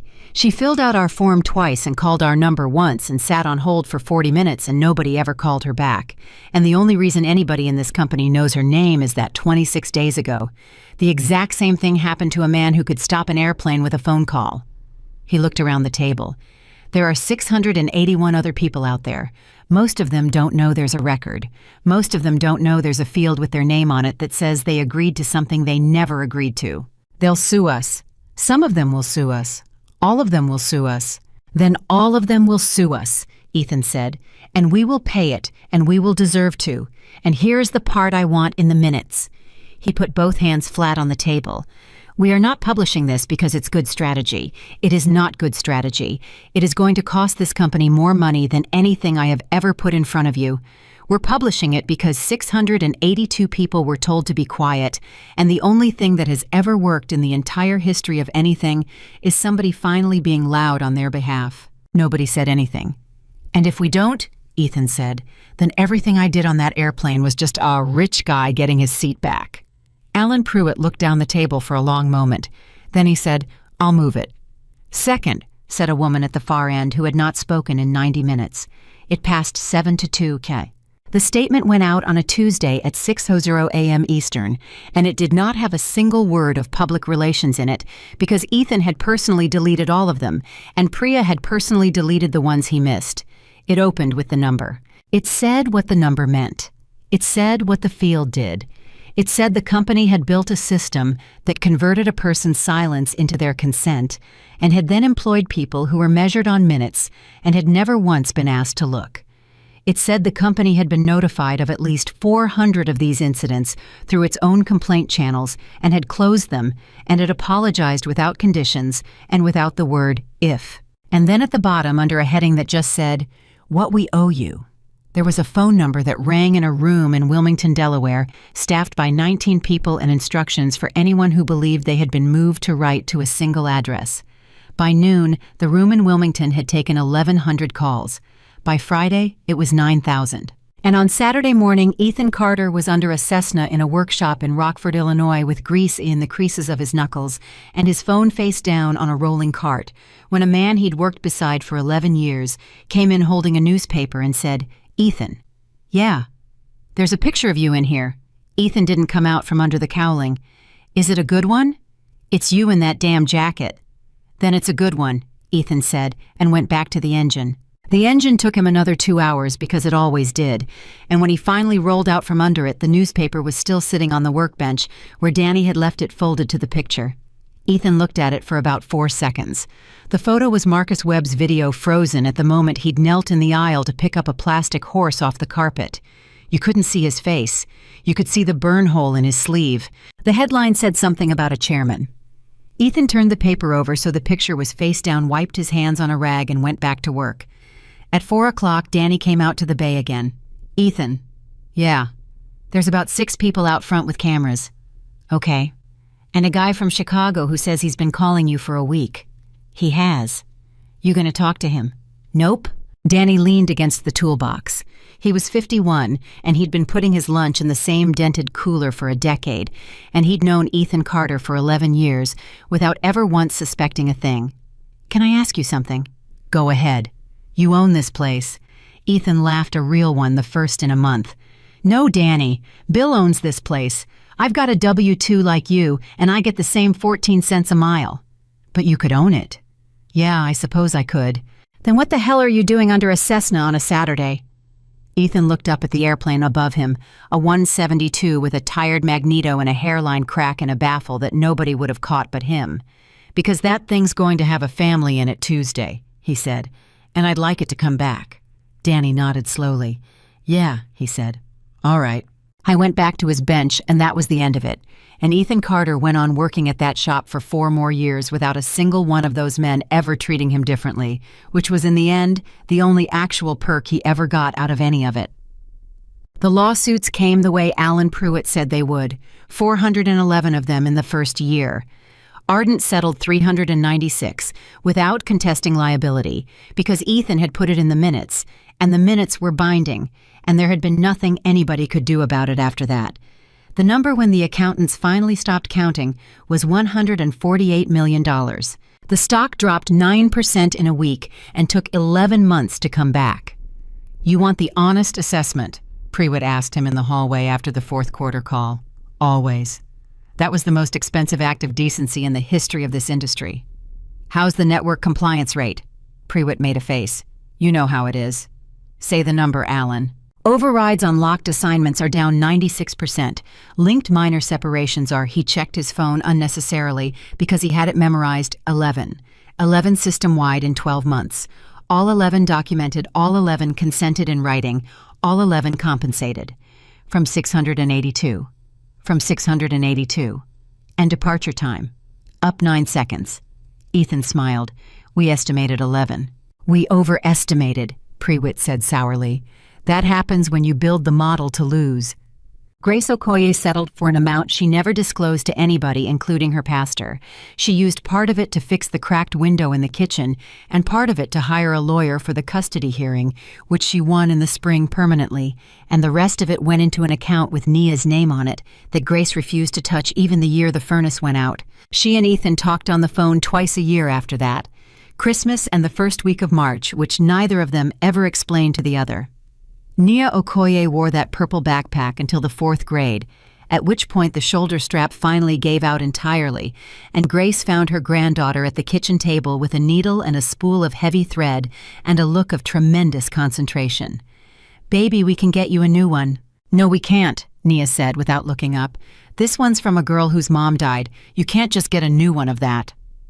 Gregory Hale did not work in aviation again. He took a job managing a distribution warehouse in Joliet for about 60% of what he'd made before, and for the first 8 months he told people he'd left the airline. And then one day, a kid on the loading dock recognized him from the video, and by the end of the shift, everybody knew. He was fired from that job too, not for the video, for something else a month later that he genuinely hadn't done. That was the week he wrote the letter. It came to Wilmington in a business envelope with a return address printed by a home printer, and Priya read it and brought it in without a word, exactly like the other one. It was 4 pages, and 3 of them were bitter, and Ethan read all 4. "I want to tell you something you probably don't want to hear," the last page said. "I'm not sorry the way you'd want me to be. Some days I am. Some days I'm at the warehouse at 5 a.m., and I think about how I drove 40 miles in an ice storm for a woman's wheelchair, and nobody wrote an article about that, and I get so angry I have to sit in my truck. But my son is 11. He asked me last month why I don't work at the airport anymore, and I told him the truth. All of it. I told him I moved a man because the man couldn't hurt me, and he said, 'Did you say sorry?' And I said yes, and he said, 'Then it's okay.' And I had to go outside, Mr. Carter, because it is not okay, and he's 11, and someday he's going to be standing at a podium with a line behind him, and somebody's going to be looking up at him, and I need him to be better than his father was. And the only way I know how to do that is to keep telling him the true sentence even when it costs me. So I'm going to keep saying it. That's all I've got. I'm not asking you for anything." Ethan wrote back, 2 lines. "Mr. Hale, the true sentence is the whole job. Keep saying it. E.C." Then he called a man he knew who ran a regional freight operation in Rockford, and he did not mention Gregory Hale's name, and he did not need to, because he asked a very specific question about a very specific opening and hung up. Hale got the call 3 days later. He never knew where it came from. He worked there 9 years and retired from it, and he was by every account of every person who worked under him, the most stubbornly fair supervisor any of them ever had, and none of them ever understood why he lost his temper exactly once a year, always in March, always about a seat assignment. Victoria Reynolds never sent another letter. She stepped down the way she said she would. She did not resurface with a book or a podcast or a foundation with her name on the letterhead. For 2 years, there was simply nothing at all, which surprised everybody, including her. Then a paper came out of a public health working group in Denver on continuity of caregiver presence for pediatric patients in transit. A small, dry, unglamorous piece of work about how often children in medical transport get separated from the adult responsible for them and what it does to them and what it costs. The lead author was Dr. Claire Reynolds. The funding line at the bottom credited an anonymous donor. Ethan read it in a hotel room in Phoenix and did not tell anyone ever that he'd recognize the amount. Danielle Price made purser in her 5th year. She flew for another 2 decades, and somewhere in there she developed a habit that new crew found strange and then eventually copied without knowing why. When she had to deliver bad news to a passenger, she never crouched. She knelt, or she stood, or she sat in the empty seat across the aisle, never the crouch. A 23-year-old asked her about it once on a red-eye out of Seattle. "There's a technique they teach you," Danielle said. "Get low, soften the voice, make them feel taken care of while you take something away from them. It works great." "So why don't you use it?" Danielle folded a blanket. "Because a man told me once I'd carry it longer than I thought," she said. "And he was right, and I'd rather carry this." They went back to Charleston every March. Same weekend, same street, same live oaks. The people in the blue house got used to them and eventually started expecting them, and by the 3rd year, there was a pitcher of tea on the porch, and the woman who lived there, a widow named Eileen, who taught piano, would just leave the side gate unlatched. The year Lily turned 14, she came down the walk and found her father sitting on the church steps by himself, turning something over in his fingers. "Dad?" "Hey. What's that?" He held it out, a small brass horse worn shiny on one side. "Is that from the letter? You remember that?" "I remember everything about that," Lily said, and sat down beside him. "You've had it 5 years. 4.5. That's 5. Ethan closed his hand around it. "You want to know something," he said. "I almost didn't do it." "Do what?" "Any of it, that morning." He looked out at the parking lot. "I sat in 28E with a phone in my hand and I thought about just going. Landing, getting you to Charleston, filing a complaint on a website like everybody else does. I had my thumb on the screen for about 1.5 minutes. "Why didn't you—" "Because I kept thinking about your mother in row 31, Ethan said. "And I thought if I don't do it today on the one day it happened to the one guy in the whole system who can stop the airplane, then it never gets done. Not ever. And that's not a chance, sweetheart, that's a duty. And there's a difference, and I only figured it out at about minute 89. Lily was quiet. "Do you ever wish you'd just gone?" "Every March," Ethan said. "For about 10 minutes. "And then what?" "And then I think about a 7-year-old in row 33 who learned not to make a sound," he said. "And the 10 minutes are over." At 19, Lily Carter took a summer internship at Ardent Group and lasted 6 weeks before she quit and went to work at the shop in Rockford instead, which caused approximately as much trouble in her family as anybody could reasonably want. At 24, she took her seat on the board. At 29, she was elected chair, and she came into her first meeting carrying a leather folder that had been her father's, and she set it on the table, and before the first agenda item she said this: "There's 4 paragraphs in our manual that everybody in this room calls Policy 12. My father wrote them after my mother got moved to row 31 on the last good day she had. I've read them about 1,000 times. And I want to tell you what I figured out about them, because I think everybody in this company has it backwards, including me, until about a year ago." 9 people waited. "Policy 12 isn't a rule about seats," Lily said. "It's a rule about what happens in the 6 seconds when somebody in a uniform looks at somebody in a jacket and decides what they're worth. That's the whole thing. Everything else is paperwork." She opened the folder. "So here's how I'd like this board to work. Every meeting first item before the money, somebody reads out how many times we did it last month. Out loud, not a slide.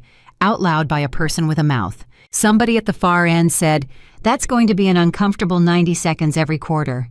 "Yes," Lily said. "That's the point of it." Ethan Carter died on a Tuesday in November at the age of 78 in a hospital in Rockford with his daughter's hand in his and grease still under 2 of his fingernails from a magneto he'd been working on the week before, because he had never in his life understood the concept of stopping. The funeral was in Charleston in the small white church, and it was standing room, and then it was not even that, and people ended up out on the grass under the live oaks in the heat. A retired flight attendant flew in from Denver. A 91-year-old woman came up from Redford Township, Michigan in a wheelchair, pushed by a woman in her 30s who worked in pediatric neurology and who had in her purse, for reasons she could not have explained to anybody, a shoulder strap from a purple backpack. A man in his 80s who'd once run a distribution warehouse in Joliet stood in the back and did not speak to anyone and left before the last hymn. Lily gave the eulogy. It was 4 minutes long and she'd written it on an airplane. My father was the chairman of a company that owns 211 aircraft, she said, and he never once let anybody put his name on a wall. I asked him why about 100 times, and he gave me 100 different answers because he was avoiding the question. She looked down at the folder on the lectern. So about a year before he died, I asked him one more time and I told him he had to answer it straight, and he did. He said, "Sweetheart, the day they stopped that airplane, everybody in that cabin found out what I was. And every single one of them changed how they talked to me inside of 4 seconds." He said, "That's the part nobody ever writes about. They didn't get better. They just got scared." Lily's voice held. Everybody there said afterward that they'd expected it not to, and it did. And then he said the thing I'm going to leave you with. He said, "The seat was never the point, Lily. Anybody will treat you well once they find out what you can do to them." What I wanted to know, the only thing I ever wanted to know, the thing I paid for with your first flight, and I'm sorry about that until I die, is what they do when they thought I was nobody. She closed the folder. He got his answer, she said, and then he spent 42 years making sure the next person wouldn't have to ask the question. And that is the true measure of any man alive, not the seat he's given, not the name on his card, not the room that stands when he walks in, but what he does on the morning. The whole world looks at him and decides he is